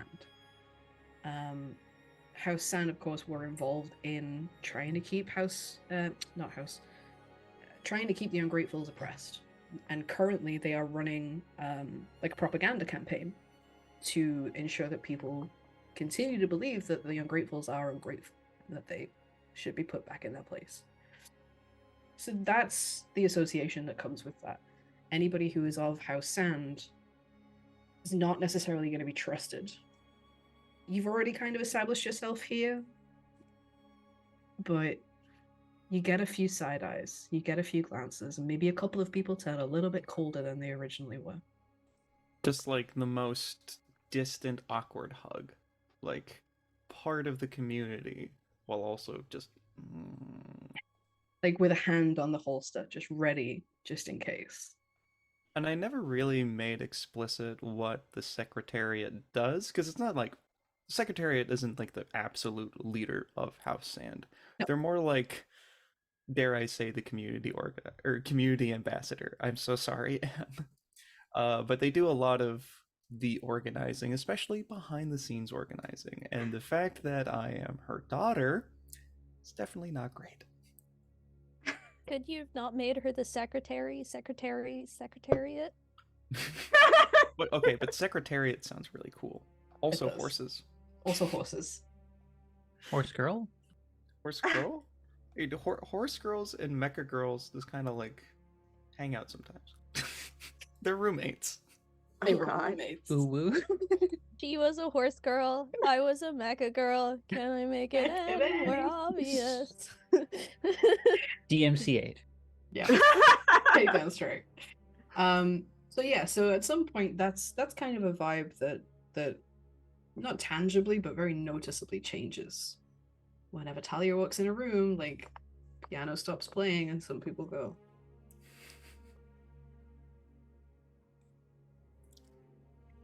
Hi. I sit down someplace, whatever. I just try to go about my business. Where are we exactly? Wherever you would like to be. Where are you exactly, Talia? This is probably, let's say, a month after the last visit of Morven, where like news has started to spread. This is probably like a more secluded corner of Ida's Respite. Okay, so I imagine they serve food at Ida's Respite and not just hooch. So hardtack and pretzels. Hooch. Yeah. Hooch. Okay. So Lex is gonna slide into the table and sit across from Talia, and she doesn't even ask if she can sit there. She just like invites herself in, and she says, "Hey."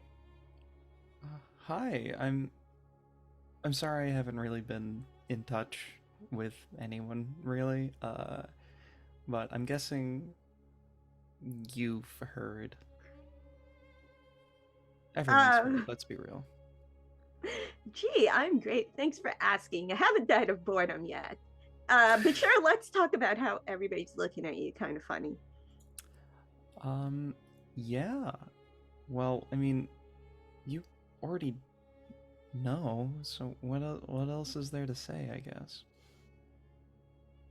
Normally, this is where I'd offer to hack something, break something, shotgun something, but it doesn't seem appropriate. I mean, this is you don't have to do anything. This is on me. I can't smash my way out of this one. You can't hack your way out of this one. Oh god, it sucks that there's no Omninet here. Sorry. Yeah, no, it's okay. I've been going a little stir crazy. Yeah, me too, actually. I've been maybe hoping someone would look at you the wrong way and pick a fight or something just so I could do something. Yeah, well, that just hasn't happened yet. Everyone's very low key, which is still. How? And she kind of looks really confused, and she's like, "How did they find out?" I mean,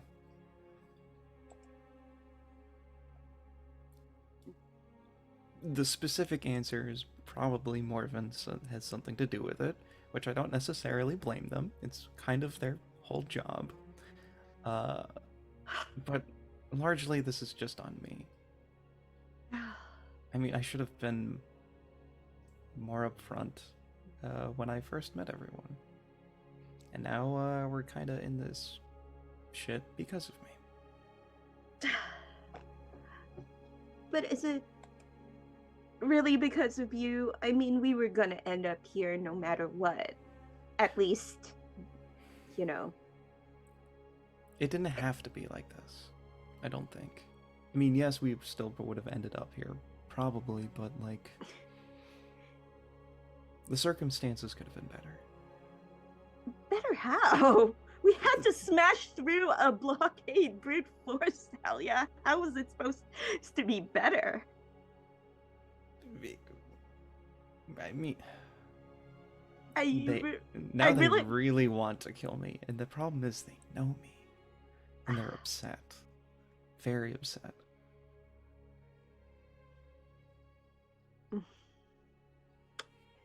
Yeah. I don't even know what to say. I just wanted to make sure that you knew that I had your back.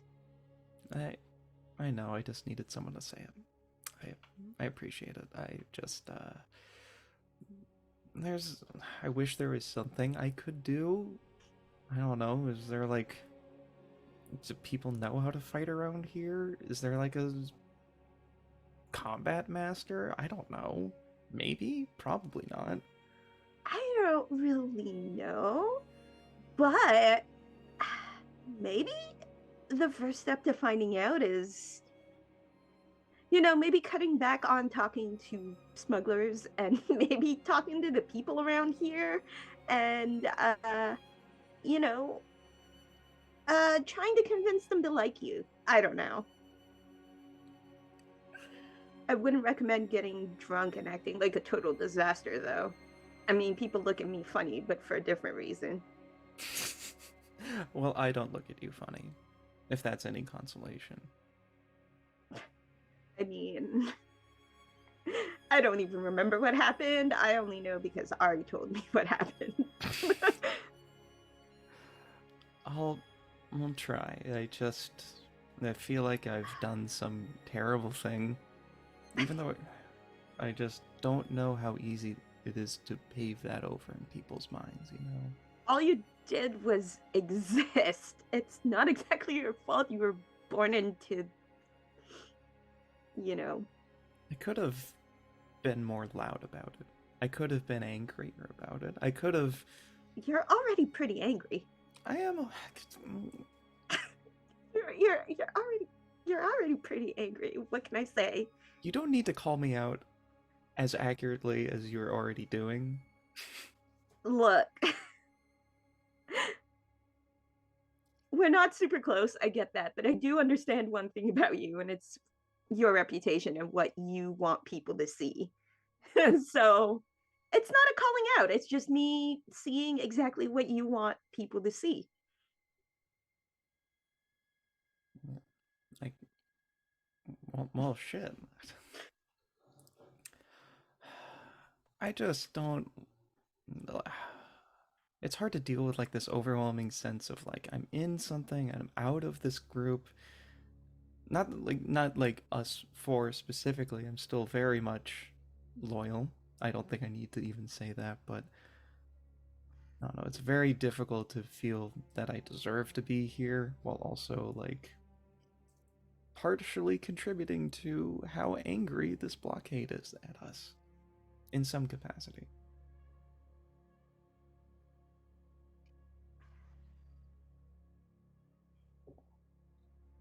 You see, Lex kind of think about something really carefully. And then she says,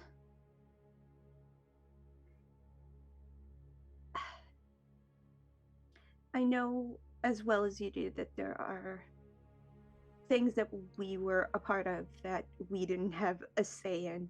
We didn't have a choice. You just gotta show everyone what you're really about and make your choices known. People can hate you for where you were born and the family you were born into. Or in my case, the family that adopted me. But,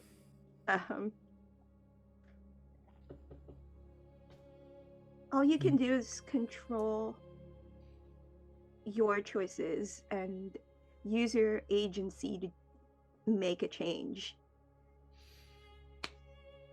I still feel like haven't really done that, but thanks.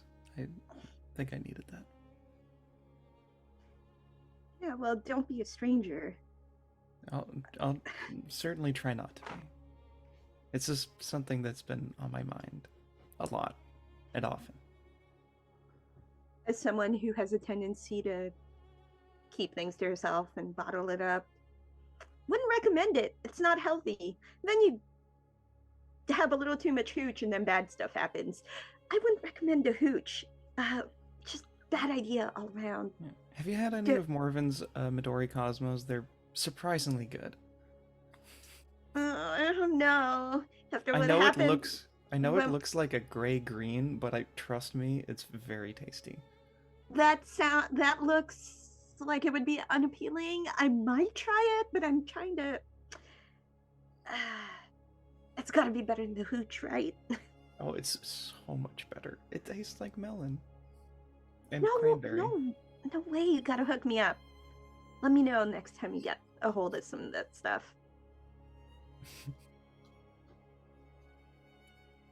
All right. That's all I got for Talia. Just house sand things. Just house sand things. I could have gone on, but then I laughed at the chat. Fucking Bruce Wayne. I've been watching a lot of Lego Batman movie, okay?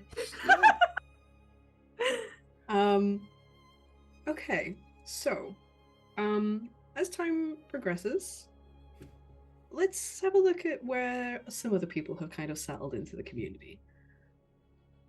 Dandy, your home life is pretty cushy. You got a nice house. You got a nice, real cute guy on your arm, like, or next to you, like, so the sweat doesn't get on Tom them. Cruise is on the TV, so not exactly on my arm. God fucking damn it. I love that some nights it's just Tom Cruise movie night, and everybody who would go to the bar just goes around Thirst Trap and Fiascos and just what? Who is this Tom Cruise? Teach us his ways. Can I suggest that it's all Tom Cruise movies except for instead of like the Scientology background or whatever Tom Cruise is into, it's all like raw adherence. Tom Cruise. Tom Cruise in Castigate the Enemies of the Godhead. I love that Part so 2. much. Okay, listen, Tom Bloom, I know that you watch. Okay, make that canonical. Thank you. Thank you very much. You're welcome. I know you'll probably get sued for IP infringement, but whatever. But yeah, what about when you're not at home, Dandy? How do you settle into the community, and what friends do you make? So We're all I laughing kind of because we know the answer to this because we did it in session 0, but oh my god, it's gonna be fun to explore. Yeah, so usually I just take walks, and then whoever needs my help just kind of pulls me aside, and then I help them, or try to at least. And then I kind of don't know what to do during the night because everyone's always talks about how Ida's Respite is the best place. So I went to the bar that's also called Ida's Respite, you know, and they asked me what I wanted, and I didn't know, so I just said, "Give me your best," and then I don't remember much after that, actually. No, not kind of a blank.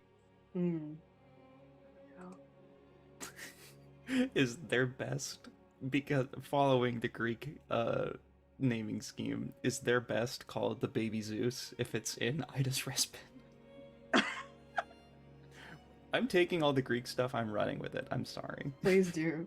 Like, only 2 or 3 people are gonna get any given reference, but those 2 or 3 people are gonna be having the time of their lives. Imagine if we start cultivating, like, classics fans and they're just here for the Greek jokes and nothing else.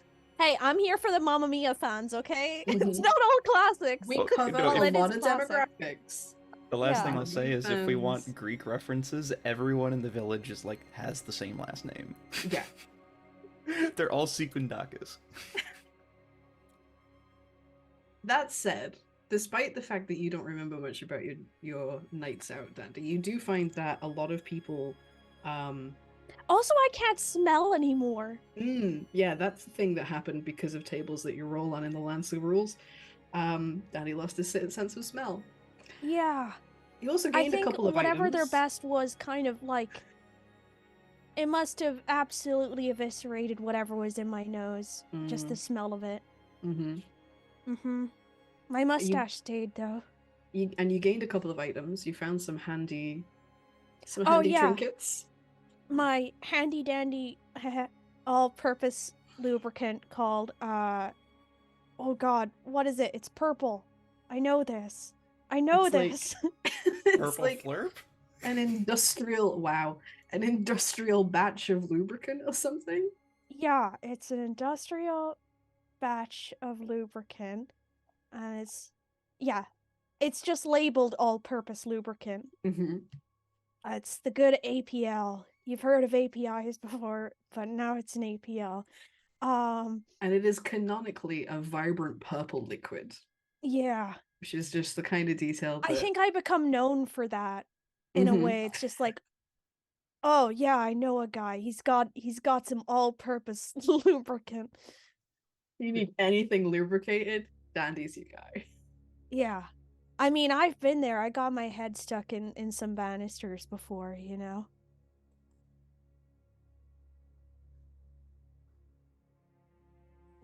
We're gonna leave to the imagination the scene where you take that home to Thirst Trap. Just everybody run riot with that in your head. It's all good. Please. And then, you know, I also just got, you know, probably not as important, a ledger with a list of names on it. The corner is spotted with blood. And some of the names are crossed off. And, am I allowed to say more about it, the specifics? Whatever you would like.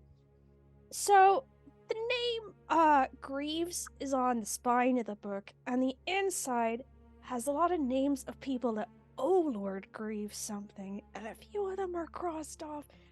I remember correctly, he's not too happy with me. But your name is not in the book. You can take solace Yippee! in that. So yeah, so you whatever it is that you're doing, you're clearly winning friends and influencing people because you keep waking up with these gifts. Yeah, I got a lot of presents. Yeah. And people are really, really friendly to you. Like, the more you can never remember it, so you must be having a good time and you must be impressing people because more and more people start coming to you, and especially like the elders, the older people in the community, of which there are quite a few. They All Australian, by the way. Every single one of them Greek Australian, yes. And they so Yeah. you get the impression, maybe you don't because you're Fiasco. They ask you a lot of questions, and a lot of them seem to be telling you things that they probably don't have a lot of relevance to you particularly. And I think the common thread is that most of them make you think, boy, I don't know why they're telling me this. They should really tell Ariadne. They seem Maybe like they just think important I'm the things. messenger, you know? Maybe. Ariadne is busy and we do live kind of next door to each other. That's true. That's true. That's true. For the rest of you, you will very clearly see what is happening is that for whatever reason, these elders have decided that Fiasco is clearly your leader. And so they go to him with gossip, with like guidance, requests for help from any of the four of you. And Dandy is completely and utterly unaware. I He's was made always such a good told that I impression. was an old soul. I believe it. I really truly believe it. But you gained a friend or connection, and it is this like benevolent order of old Greek Australian dudes who think you're the tits. They're my Greek chorus. They're there. They're doing the backing vocals when we start dancing, Queen. One of them looks just like Pierce Brosnan. The other looks like Meryl Streep. All right, fantastic. Is there anything else that you get up to, Dandy? Or you're just chilling? You're just being a little guy? I'm just being a little guy, I think. I guess, yeah, just generally trying to be helpful to people. I probably do end up going to Ariadne and being like, hey, this is all the information I was told today that I think's for you. You know? Special delivery. I appreciate it, Dandy, but if they Uh-huh. trust you, it's perfectly fine Yeah, for they you trust to me also... to give it to you, yeah. I think they trust you more than that, Dandy. What do you mean? I mean, I feel like there's a moment of Ariadne just internally, like the paradigm break in her head of just like I think she's realizing what Dandy has and is just like, no wait, I think they think he's the leader of this group. It's like, Dandy, I think they think you're in a position of authority within the group. Why would they think that? You're the leader. Well, you know that, but they don't know us as well. I'll go tell them. Don't worry. Dandy, you're welcome to do that if you want, but like, I don't mind you having, like, I trust you. I don't mind you like talking with them and being the person who's the contact point for them. Are you sure they give out the greatest Werther's originals? You're missing out. I've never been that big of a fan of butterscotch, to be honest. It's not quite up to my taste. Okay, I'll just save the ones I have in my pocket then. Thank you so much, Dandy. Okay. Are you sure Perry doesn't like them? Just solely because we can manage this. I think she's this is probably happening like at the door of their place, and she is keeping the door closed to if Perry and her have been involved that time. She's just like, hun, do you want butterscotch candy right now? Just like leaning over, just like, hun. Okay, that's not an answer. There's no answer. I think we're good. Dandy. Okay. Oh, one more thing. I got this huge vat of all-purpose lubricant, so if you ever need it, just let me know. These banisters are, you think they're head width apart, but they're really not.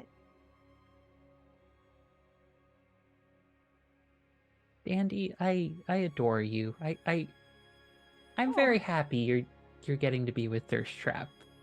Thirst Trap seems like a very nice person for you. Yeah, I mean, he's always fun to be around, but oh, I have a feeling there's more you're not saying. I mean, depending on how you would like that to go, I think Thirst Trap is pretty interested in you. There's no rush, no pressure or anything. Just absolute, like, the math is coming up on screen as he looks different directions.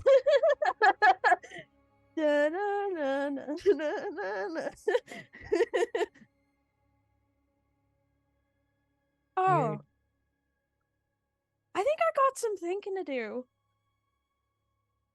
You enjoy yourself, Dandy. Yeah, you too. Say hi to Perry for me.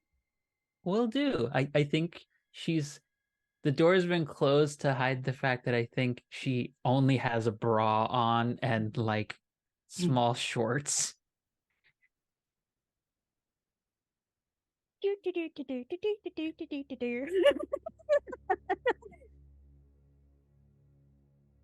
Does Dandy sing a little song that is literally, I'm just a little guy, do little guy things? He sings, as he's starting to loosen up, I think he's that type of person who, like, kind of does a little ditty of what he's doing. He's like, just doing the laundry today, folding it up real nice.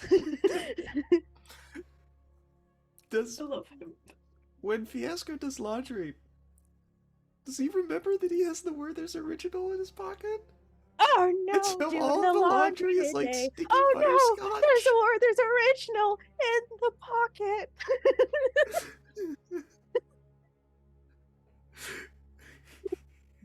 What's the gay shit that I missed from this series? It was these moments. These are the moments I truly miss. These are the award-winning moments that you just don't get anywhere else. You really don't. Award-winning Werther's originals all over. Put it on a No, t-shirt. We're actually going to be sponsored next episode. by Award-winning Werther's machine wash Originals. Werther's Originals.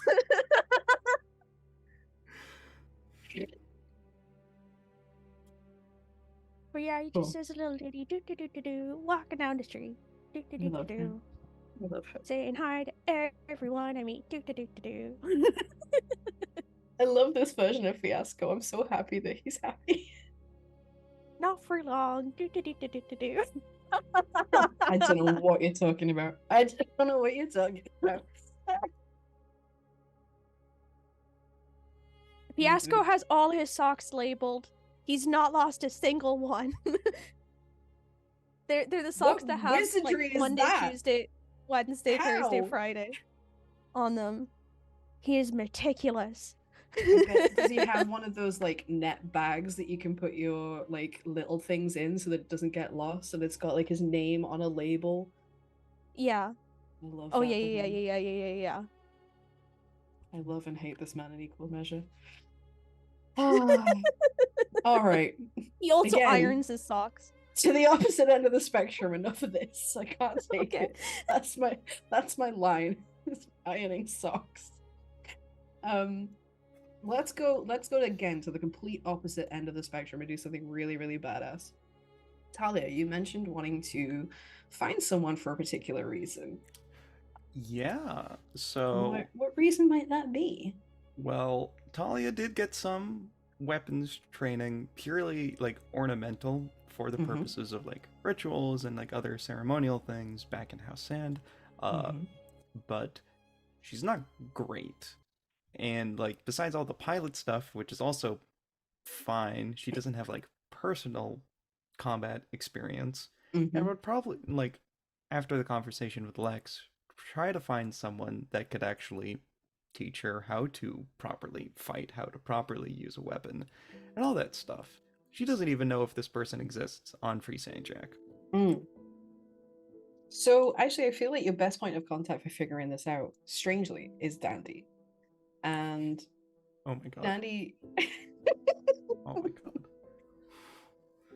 I have studied the blade. I need to center myself for the conversation that is about to happen. we don't have to do that entire conversation if you don't want. But we have time. I'm happy to do it. I'm just going to be a mess. we got a couple things to get through, but feel free.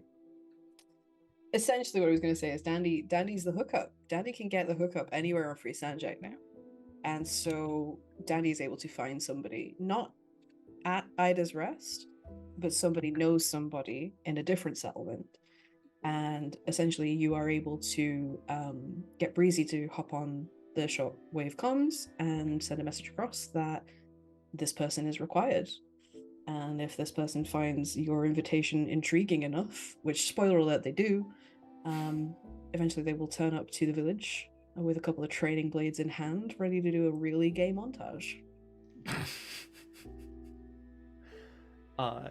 Yeah, so at least at some point shortly after the conversation with Lex, and definitely before the end of the year, go up to Fiasco like, hey, how's everything going? How are you It's kind of going the pretty point swell over here. Yeah. I got a lot of stuff to do, and like, Yeah, people seem to like. But also, people seem to be staring at you the way they usually stare at me, so that's kind of mixed up. A little bit, yeah. But I'm just confused. I really don't want to make it seem like I'm insulting you in any capacity. I'm just confused as to how everyone thinks that you're kind of the go-to guy. Not that you're not a go-to guy, Lance your buddies for life, but it is very funny to me personally. Funny how? Funny how, Talia? Well, you're Fiasco. Things happen, right? Maybe they think a leader is the person who makes things happen here. It's a different culture. Yeah, and just because you're a Fiasco doesn't mean you can't be a leader. I'm sorry. I didn't mean to bring this. I didn't mean to bring this into a negative light. It's not that. Congratulations. I mean, do you want to be co-leaders? You got a sick deal in Werther's Originals. No, thank you, please. I've had enough with at least that kind of leading. But if you're offering, I did have a request. I don't know if you know anyone in the council or any of the elders, at least like knows actual combat training instead of just piloting a mech or. I mean, every old person is incredibly intimidating to me, so I don't know. I can ask though. I feel like you're good at talking with at least like older people. Like you've got like grandma's favorite vibe, you know? Oh, that's just because they want to be listened to. Yeah, and grandmas love that. I guess, yeah. Yeah. Also, they love talking about Tom Cruise. That is very funny. Are they also raw adherents? I don't know. We don't talk religion. We don't talk politics. I learned that not to talk to old people about those kind of things. This is why you're like the grandma's favorite soul. Wow. I'm someone's favorite. Yeah, Lancer buddies for life. And they go for a fist bump. Lancer buddies for life. This conversation probably goes on for a short while, and then Fiasco does the thing. X amount of time later, and Swordmaster arrives. I don't know who. What am I trying to say? I don't know who I have in mind, but you're the one describing them, so. Well, we came up with Louisa. Came up with a name, but. Oh no, we came up with the portrait. I'm sure that I showed you it. Oh shit. You can see it at the same time as chat does, in the wrong size. Let's bump her up. There we go. There she is. Silver Fox. Yeah. Give the gays what they want. She literally comes strolling into town early one morning, and it's like a scene out of a western with people like peering out of the doors, like, oh wow, who is this? And she makes her way into the bar and asks to be introduced to whoever's in charge. And Therese will politely point out that don't really have a leader. There's Fiasco. There is Fiasco. No, I won't make that joke. She but she ascertains who this person is and what they're doing here, and will eventually point her in your direction. And she will turn up to your door. It's pretty early in the morning, like I'm gonna say like maybe 8 or 9 a.m. Space time. And I don't know if Talia is an early riser. I don't get the impression that she is. No. Either she's not an early riser or she gets terrible sleep. So either way, she will be up, but she's exhausted. Gotcha. And so she bangs on your door. And when you eventually open it up, there is this woman standing here. A bigger lady. Obviously an older lady, but aged gracefully. Excuse me, 1 second. Cannot shake this cough. It's driving me loud. And she has a really beautiful sword strapped over her back. You can see just from the hilt and the pommel, it's not ornate to the point of just being decorative. It's very clearly seen use. And as I'm describing things over shoulders, your dog's head popped up, and that was absolutely brilliant. Well, I mean, the mech is also behind your shoulder, so... True. Speaking of he's like, I'm a weapon. This is my time. So you can see that it's clearly been used, but clearly been very finely made as well. And she's carrying like a bundle of what looks like sticks, and you'll later find out they are training swords. And she introduces herself. Oh, I'm so sorry, I've been using incorrect pronouns the entire time. We decided that this is Louisa with an X, and Ray uses Ray Rem pronouns, which I will slip up on again, but the intent is there. And Ray are a sword master, and received your call. There was context to your call, I think, that this was a request not just from any ungrateful, but from a lancer. And so Ray turn up and look you very, very piercingly up and down, sizing you up immediately. And it's a bit of an uncomfortable silence for a few moments. Can I help you with something? No, I need to help you. Is this going to be one of those things where Ray throw the bamboo sword at me, and then Ray immediately begins fighting me? Yeah, pretty much. I'm here to give everybody the tropes. That's what we're here for. And so you are launched straight into training. Ray go at you pretty... It's early in the morning and you're like not fully compos mentis. It's a little bit frightening to begin with, but it only lasts maybe a minute before Ray look you up and down and say, we've got something to work with here. And that's basically how that relationship goes. Ray teaches you in a very blunt but straightforward kind of way, and once you get past that initial sort of brusqueness, they're very honest and an incredible teacher. And so mechanically how that worked is you rolled get focused. I didn't even have to roll, I just did it. And then I get bonuses. That was nice of me. Why did that happen? I didn't have to roll for anything, yeah. I did that twice on mine. Yeah. That was really nice of me. What was I drinking that day? I mean, I could roll something poorly right now. First roll of the series. You don't roll for... Yeah, you actually don't roll get focused. I was thinking I was going soft, but you don't roll that. So yeah, you have gained apply fist to face and read a situation.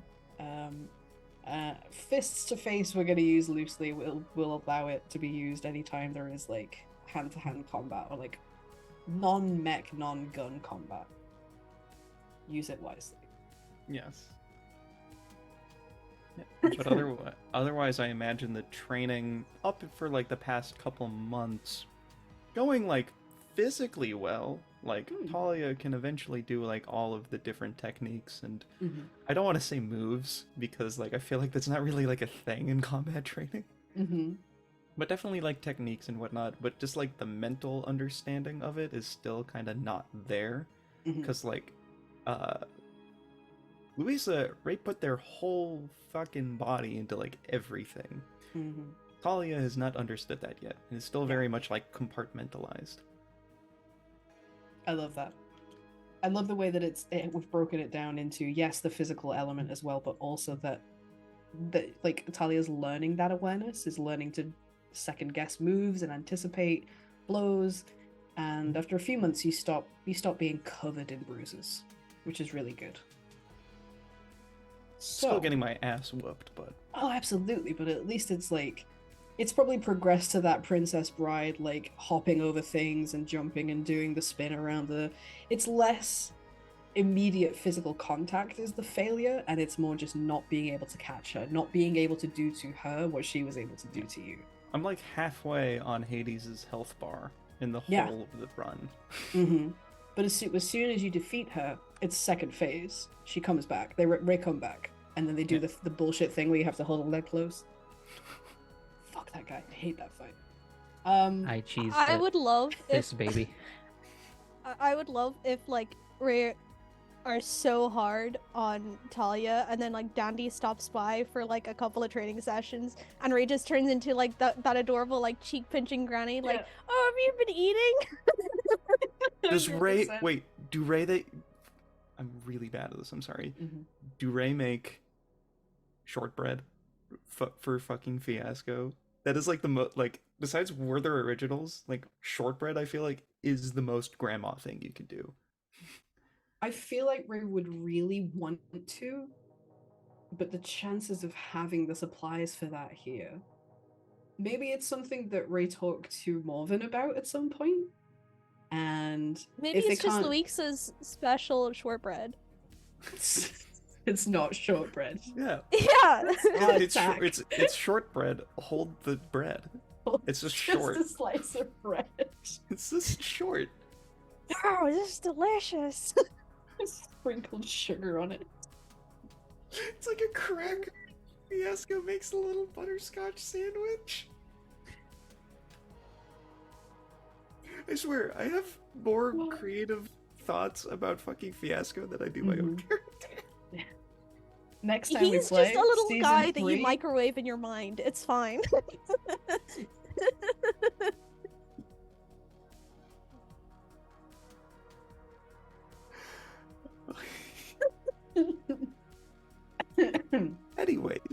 Anyways, game face back on. So you have become one with the blade. Well done. Achievement unlocked. Next up, let's go to Renegade and explore some of the relationships that you've established. Who you've been spending a lot of time with? So, I think over the course of the year, 2 things have happened. Number 1, she has spent a lot of time with Trixie, mostly whining about the lack of on the internet. And then, I don't know if it's possible to, I had this thought about getting, like, video games smuggled in or some sort of tech, like, entertainment tech, just because she is bored out of her mind. But if that doesn't work out, you know, I think Trixie just hears a lot of whining from Lex. I think between you could probably like find a console on the Epoch that you're not using anymore. I think between you could program like Pong. You could probably do something really simple and basic. Pong and then Dwarf Fortress. Right. You spend time writing your own version of Zork. I think after like staring at her one pet project, her half-finished Neurospike, she just kind of gives up on it for a bit. And then they work on this project together just to pass the time. And then I think something else that she does is kind of hang out with Breezy on the Epoch a little bit more, and that's Mhm. how she kind of meets Rick Rick. through Breezy, Yeah. because we established that they have a thing. They make each other happy, I think is how we They- phrased it. Yeah. So Rick, for everybody who is not privy to this, Rick is a junker. He is an ex-lancer. I believe the backstory was that he defected to the Ungratefuls. He was deployed by House Sand. House Sand or House Stone? House Stone. Stone, thank you. And in that scenario that Lancers sometimes find themselves in, given an order that they didn't want to obey, had spent too much time here watching what was happening to the Ungratefuls and went, actually, no, this is bullshit. I'm not going to fight these people. I'm going to join them. And so he still has a mech, but what he does is he spends his time, he also has like a little skiff. He's basically a, I was going to say sci-fi, but it's already sci-fi. He's a free Sanjak Jawa. But again, with less stereotypes. He takes his little skiff and he goes out and pillages and scavenges and pulls together bits of scrap and bits of tech from anywhere he can, anywhere that House Stone had things built to fulfill purpose, and especially from old abandoned and part destroyed mechs that were part of the original conflict. So that's how he met Breezy, is he came by and had a bunch of stuff to trade, and Breezy got really excited by the selection, and their friendship blossomed into something that has not got an official name, but everybody can see they're both completely smitten. So you were introduced to Rick. Yeah, I know what that's like as a player in a different game. But Renegade, I think, has witnessed kind of one of those trades, those exchanges of materials and things. Mm-hmm. And that's how she met Rick. It's like, oh, hey, what's all this cool stuff you got? Like things that or materials that you're working with. Is it supposed to help fix our mechs, fix the ship? Oh, you're the guys with Mechs. Yeah. I used it to fix my own. How'd you do? And he like puts his big hand out to shake. I'm Rick, call sign Rigmarole. Lex, call sign Renegade, and she gives a hearty, like a solid handshake. And yeah, I know Breezy over here, and she kind of nudges them and with her elbow has been looking for materials to get all of this sorted out. That she gestures to the ship. And Breezy is just immediately very, very focused on whatever it is that they're working with in front of them, and their cheeks absolutely do not turn a bright red.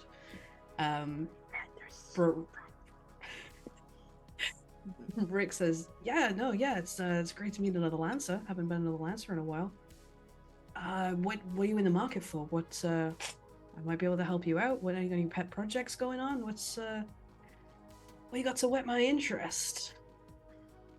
Okay, so I am currently retrofitting a jury-rigged module to fit my my Pegasus, and she gestures. I guess if they're near like the mech bay, she gestures in the general direction. Yeah. Of maybe let your mechs out to pasture. They're just kind of out in the sun. So I wanted to jury rig some sort of neurospike situation, something that could be really annoying, and have it fit my Pegasus. But the problem is it needs a specific kind of code so that it'll work with my frame, because that horror shit's real finicky, real weird. Yeah, and I haven't cracked the code, literally. And she pulls out her pad, and it's just code that she hasn't figured out. And he looks at it for a second and kind of goes cross-eyed, like, "Whoa, okay, I'm more of a hardware guy than a software guy, but yeah." So that's one of my problems. The other problem is that the console that I'm using on the Epoch can't really handle the processing of this code. Like, it doesn't have enough processing power, so I haven't finished the project. Okay. the first part, I think that sounds like it's on you, but the second part, yeah, if you had a bit more processing power. I don't think I've got anything right now. I think I know of a couple places where I might be able to find something like that. But I'll certainly keep my eye out. And hey, if there's anything else interesting I come across as on my journeys, I'll let you know. So, this is gonna sound really funny. And she looks over at Breezy, because Breezy, I assume, knows about her penchant for shotguns. Breezy's aware. Yeah. You know, if you happen to come across a mech-sized shotgun somewhere, that'd be kind of rad. Nothing really super rad. I mean, there's a bunch of house sand standard issue lying around out there. You have to peel them from the fingers of people who aren't using them anymore, which is, I mean, not my idea of a good day out, but it's doable. I've already got one of my own, and she points at her holster. I meant She keep it strapped to her side at all times. I meant for her, and she points at her mech. Oh, damn, okay. Yeah, we can, yeah. I mean, I love building things. I definitely am more of a software girl, but we could collaborate and just, you know, build something. I think from in the back, Trixie like comes out from behind like a rack of things and is like, what am I, chopped liver? What? Look, we've already done as much as we could with the code. Besides, the lack of access to the OmniNet means we can't do what we do. Weren't you the one who said I needed to find a new hobby? I thought maybe messing around with some hardware would be fun. I meant maybe vegetable gardening, and I don't like being reminded of the lack of OmniNet. Do you really vegetable garden though, Trix? I grew a radish, and it was recognizably a radish. That's visually. better. That's better than I could do, honestly. Well, practice. What if we did some salvaging, some digging around? Could be a really fun hobby. And then maybe I'll indulge in your gardening. Maybe we could garden together. Just, you know, maybe a little give and take. If you cut me in, sorry, Rick, we're talking as if you're not here. Would you take us along with you? Because I'd rather do that than gardening, to be honest. I mean, Rick, if you're looking for some people to tag along on your adventures, we could dig up some really rad stuff. That's Rick. Just looked over at chats to see the words radish Rick. And Rick has found himself in a pickle. No, get out of here. Please leave. No. No. Amelia and I definitely haven't been making these jokes in chat. Because we share one freaking brain cell. Lance of Buddies for life. For life. Yeah, that actually, that could be fun. Get a collaborative project off the ground. That sounds more fun than what I normally do. Yeah, I'm down. I'm gonna leave in a couple days. Do you want to come with? Whereabouts are you going on this adventure? Around. I work my way out, and there's some places that I go back to occasionally, but I'm slowly mapping my way around this continent at least. Ah, sick.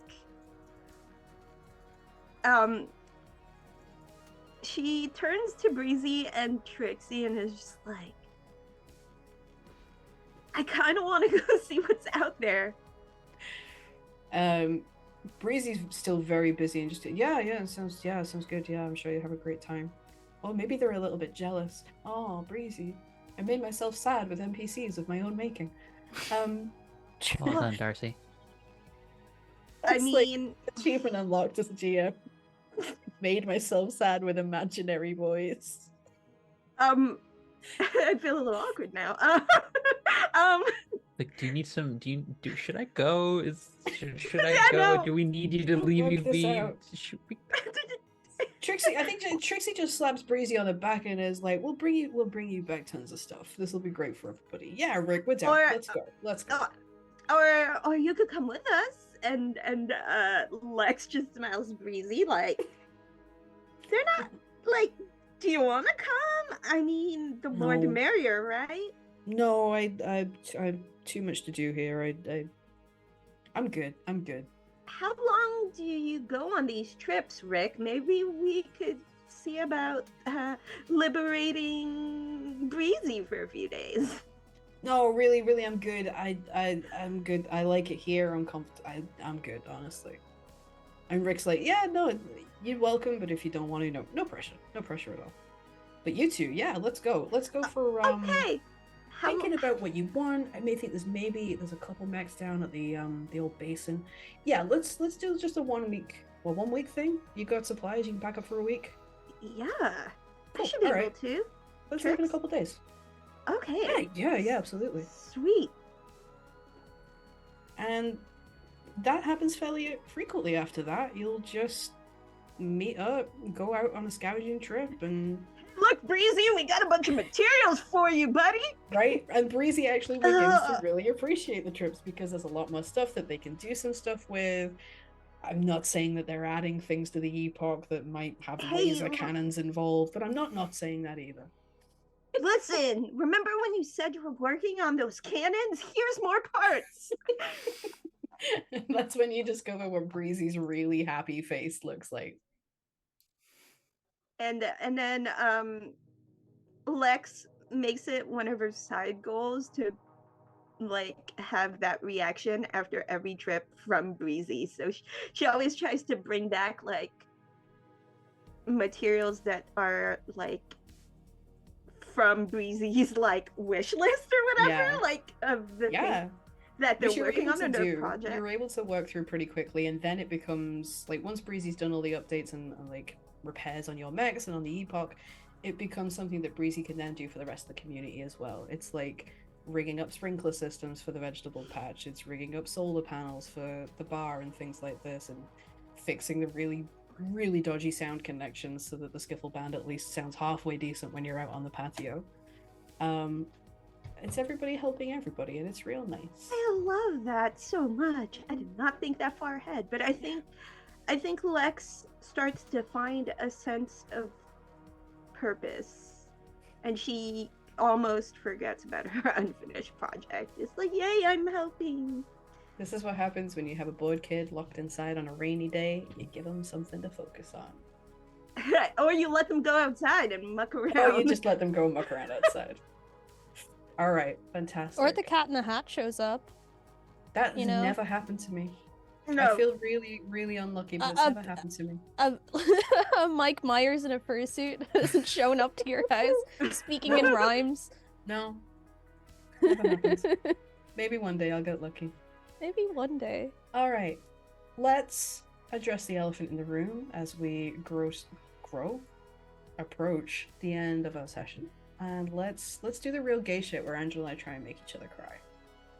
So, this music's far too happy. Elephant in the room. Can we talk about what the hell happened to that ring? Oh, I mean, I can tell you. I can drop you the spoilers if you really want, but I think it's funny to leave. Listen, I'll keep it a secret between me and all of my friends in chat. Me, you, and everybody who's watching on Twitch. Sure. No, that's the Chekhov's promise ring. That's coming back at the least opportune moment. Yeah. So, no, I'm here for it, Darcy. I see what you're doing, and I'm here for it.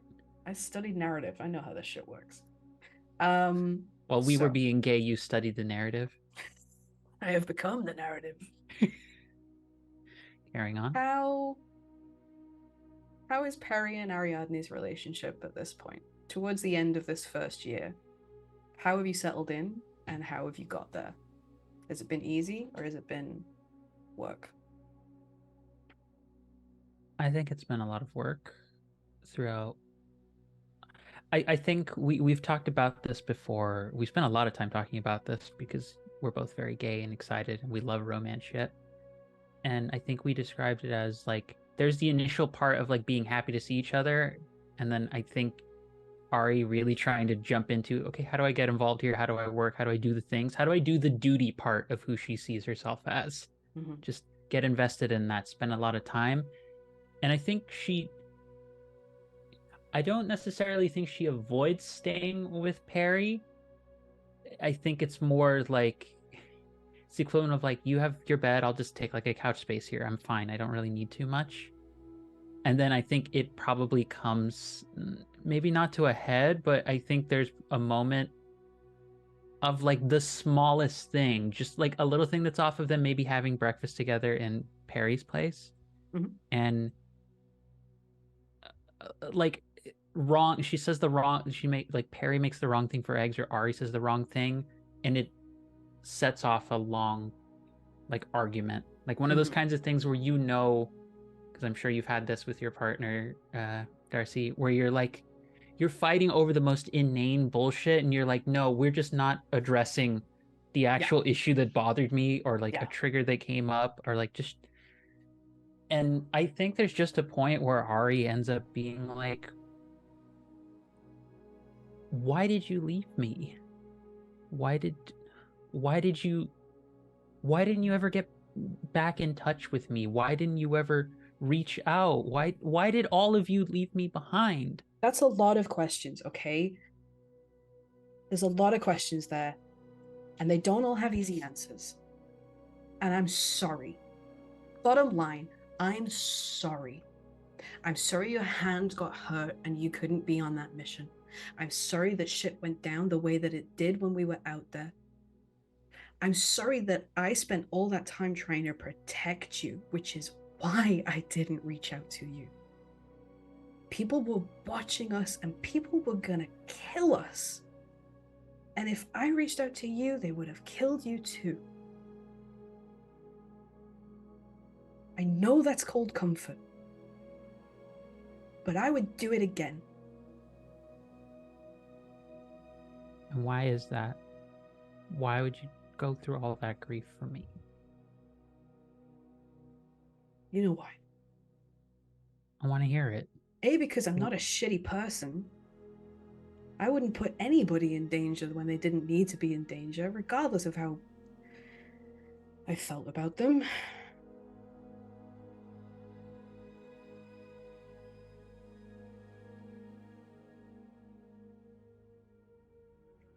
I'm sorry. We're not kids. We don't need to beat around the bush around this. Just say it. I don't know what to say. I've never been in this situation before, okay? I've never any of this. So many parts of this are brand new, and why does this dam have to break? Why can't we just eat breakfast and go out and enjoy the sun and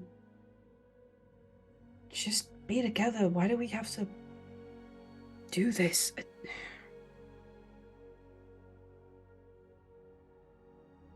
You know what I lost here the first night I got here? I lost a ring. You lost your cool. You and Lex lost your cool. We did. We really did. What do you mean a ring? What?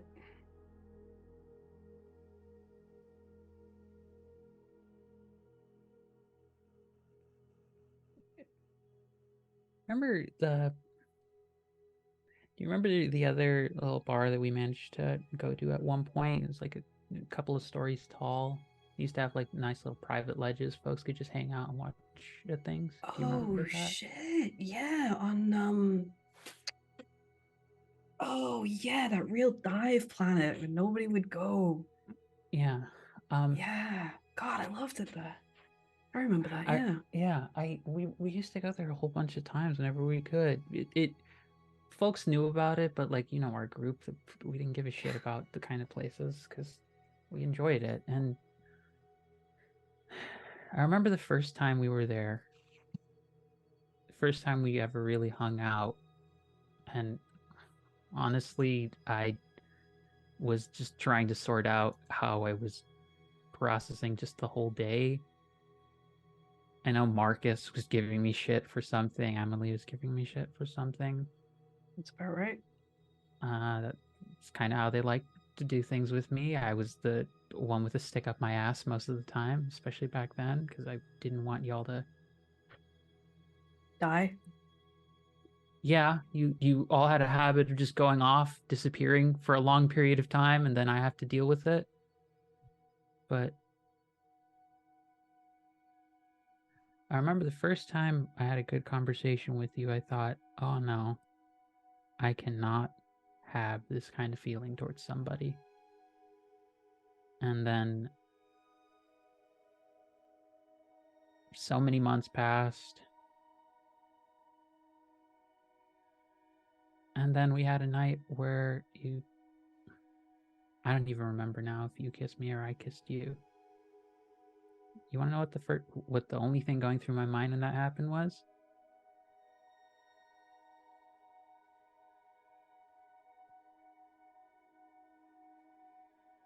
I don't know what it's like to be with a woman. I've never really done that before. But all I know for sure is that I never want to be without this woman in my life ever again. I love this person. I hate it. I hate admitting that because it means then I have to be direct with my feelings. I hate it so much. Yeah, that's always been a I problem. don't like losing control. I don't like not having a sense of the situation. But I want to do that for you. You can't. I'm sorry, you can't. You can't.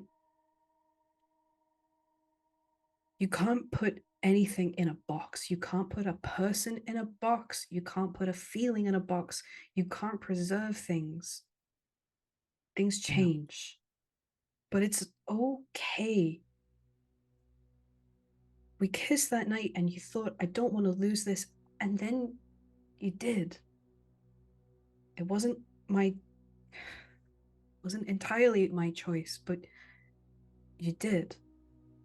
And look, Ari, and she like puts down whatever you were fighting over, the plate of eggs or whatever. She just throws it to one side and grabs both of your hands in both of hers. You survived. I know. We survived. You can let a thing go and hold the memory of it close and let it nourish you and guide you without needing to squeeze the life out of it. And if it's right and you work hard enough, you can get it back. Why do you think I went through all this trouble on this blockade? I care about all this. I want to do what's right. Of course I do. But the kinds of things someone really insightful told me that, brotherhood, family, love, these are the things that we're willing to die and fight for. These are the things that matter to us. That sounds like something I said. She was pretty great. She also can't hold her liquor, but she's pretty great. But Perry, I know that this whole thing is going to be a fucking mess to deal with. She points outwards, but she's pretty clear and she means both meanings. But I love you so much. I want to be reckless. I want to be okay with losing control. I don't want to deal with being upset and being petty and holding on to a bunch of small stuff. Then don't. I don't Just want to. don't. Make that choice. Let it go. I want to. And I really want to be happy because ever since I got here and I saw you, I'm the happiest girl in the world. Universe, frankly.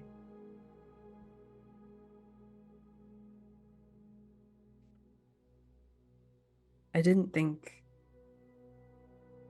that it would be you who got here and brought Trixie and Dagna back. And I hope that you don't feel like we were ever trying to replace you. That anything that any of us went through was the same. And I'm sorry that you weren't part of that.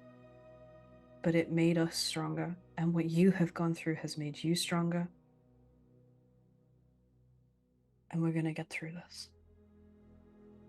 And I'm going to teach you the right amount of time to cook an egg so that it doesn't look like that. And then I'll be happy, and then you'll be happy.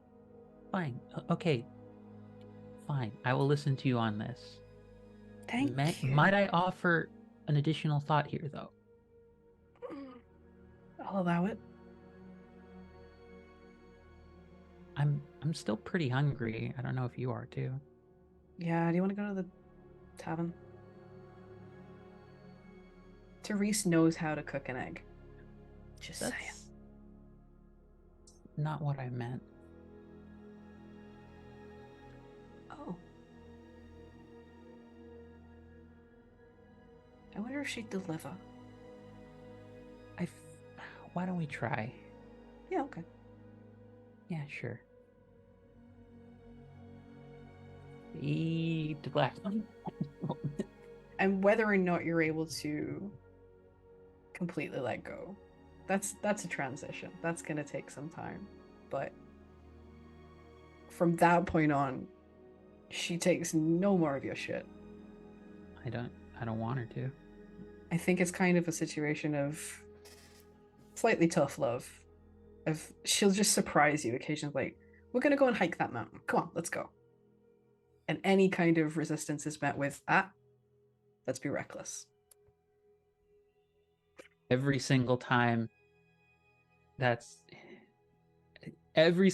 she wants to give shit, but she's at least taken her suit out, and there's like a, let's just say the equivalent of like future space, like Janelle Monáe and also Tegan and Sarah playing in the background, just to really emphasize this level of gay.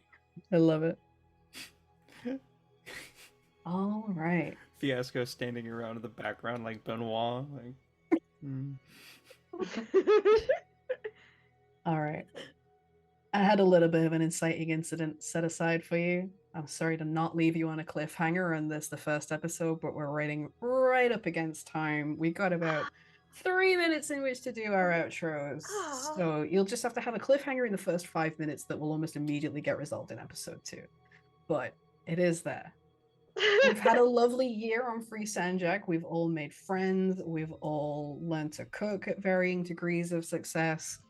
We've all eaten heartily, I must say. Indeed. Don't suspend us, Twitch. So real quick, we'll go back around the circle. We'll start where we ended, which was Anne. Can you tell us who you are, who you have been, and where we can find you in the intervening week when we're going to miss your face? Hi, I'm Anne. You can find me on Twitter at @XO_girlwonder. I am the community ambassador here. Sometimes I even mod chat during other streams. Tomorrow you can find me on GM_X_MG's Twitch channel, where I will be playing Sophie, the Blue Power Ranger, on Power Rangers Let There Be Thunder. Lots of stuff is happening. We're having a holiday episode in the middle of January because scheduling and people getting sick and stuff. There may or may not be combat. Who knows? Yeah, Matt likes to ruin my day, but I give him permission because it's fun. And on Fridays, I play another Power Ranger over at on my own channel, Bardic Inspiration Network. I play Avery, the Silver Solar City Ranger, who is a tad rebellious and doesn't give a damn. So that both of those games happen around the same time as this game, 1 p.m. Eastern time. So, you know, for all of my European friends who want to catch me, I do a lot of Euro-friendly time zone stuff. That's it for me this week. Beautiful. Thank you so much. We're right back in the swing of things. Let's go back around the other way. Angela.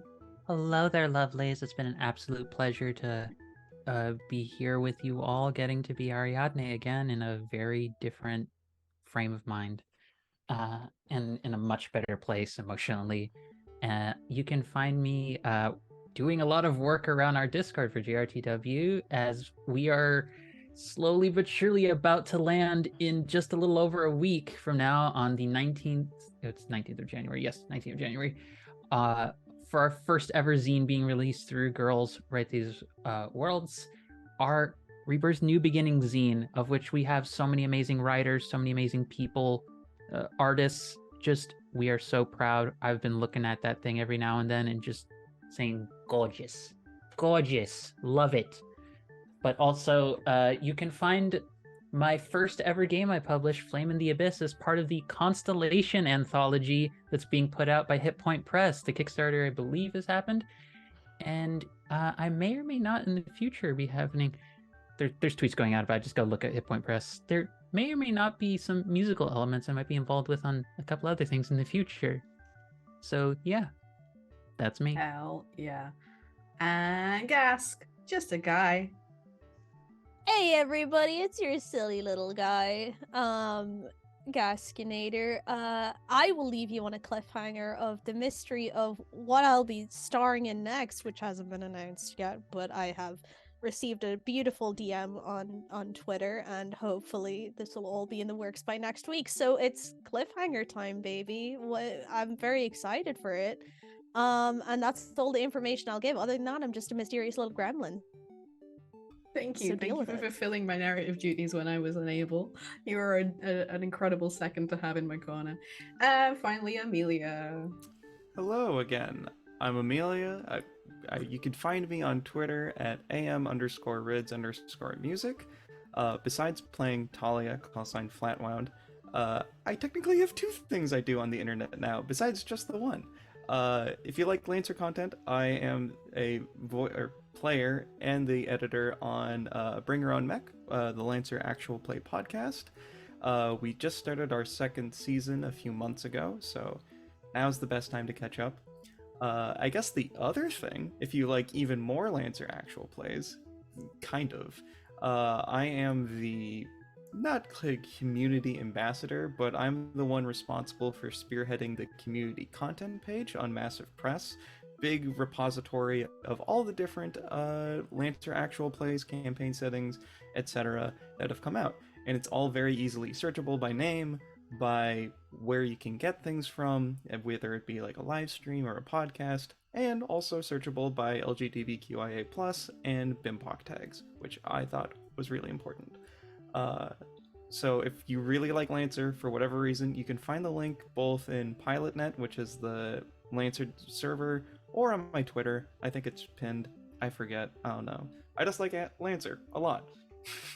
Why would the people watching this like Lancer? What? I'm confused. We didn't even roll a dice here. This is us chatting. We literally did not. We didn't roll a single dice here. Let me roll a dice right now. Do it. Roll for Yeah, okay, yeah, that's a yeah. 6. Yeah, okay. Amelia's back, baby. Amelia's back. Thank you so much. My name has been JC Dusty. I'm a writer, a game designer, an award-winning GM, a producer, a performer, and I'm also the director of operations at Girls Run These Worlds. I'm so glad to be back. I've been working on so many other things other than my own project, and it's really nice to get behind the GM screen again. This has been so much fun. Thank you, everybody, for coming out to join us. Thank you for your support and your lulls and your gay comments. We'll be back same time next week. In between now and then, what am I doing that you can come and see my dumb face doing? Saturday at about the same time, I will be on Tavernot's channel, friend of the channel Tavernot. We love him. Myself, Amber, Liz, Glyza, and Magical Girl Kev are playing a Monster Hearts hack. We're all monsters, and we're going to go to prom, and we're just all going to flirt with each other. It's real good fun. So come and check us out doing that. Right now, we don't have any casting calls out, but we think we do at the weekend, so keep your eyes on socials. We are Girls Run Worlds on the socials, not Girls Run These Worlds, it's just Girls Run Worlds. We're going to have 2 casting calls this weekend. I can't remember what they are off the top of my head, but they're going to be great. Quiet Year run by Jen, and Masks. Oh my god, Anita's going to run Masks and Next Generation, New Generation. It's going to be incredible. That's a one-shot casting call? and a limited series. Oh, 3 casting calls. Also, Nox is going to run Kids on Brooms, which is set in a magical school. So many freaking casting calls. Check I it know. out. So many incredible creators, so many incredible systems. This year is shaping up, you guys. It's going to be absolutely wild. So make sure you're along for the ride. Right now we are going to raid Starlight Tales, who are playing Starfarers. I don't even know what that is, but it sounds sci-fi-ish, so I'm there. Please go and join that stream. Be good guests. Say hi from us. Stick around if you can. And we will see you next week. Thank you so much, everybody.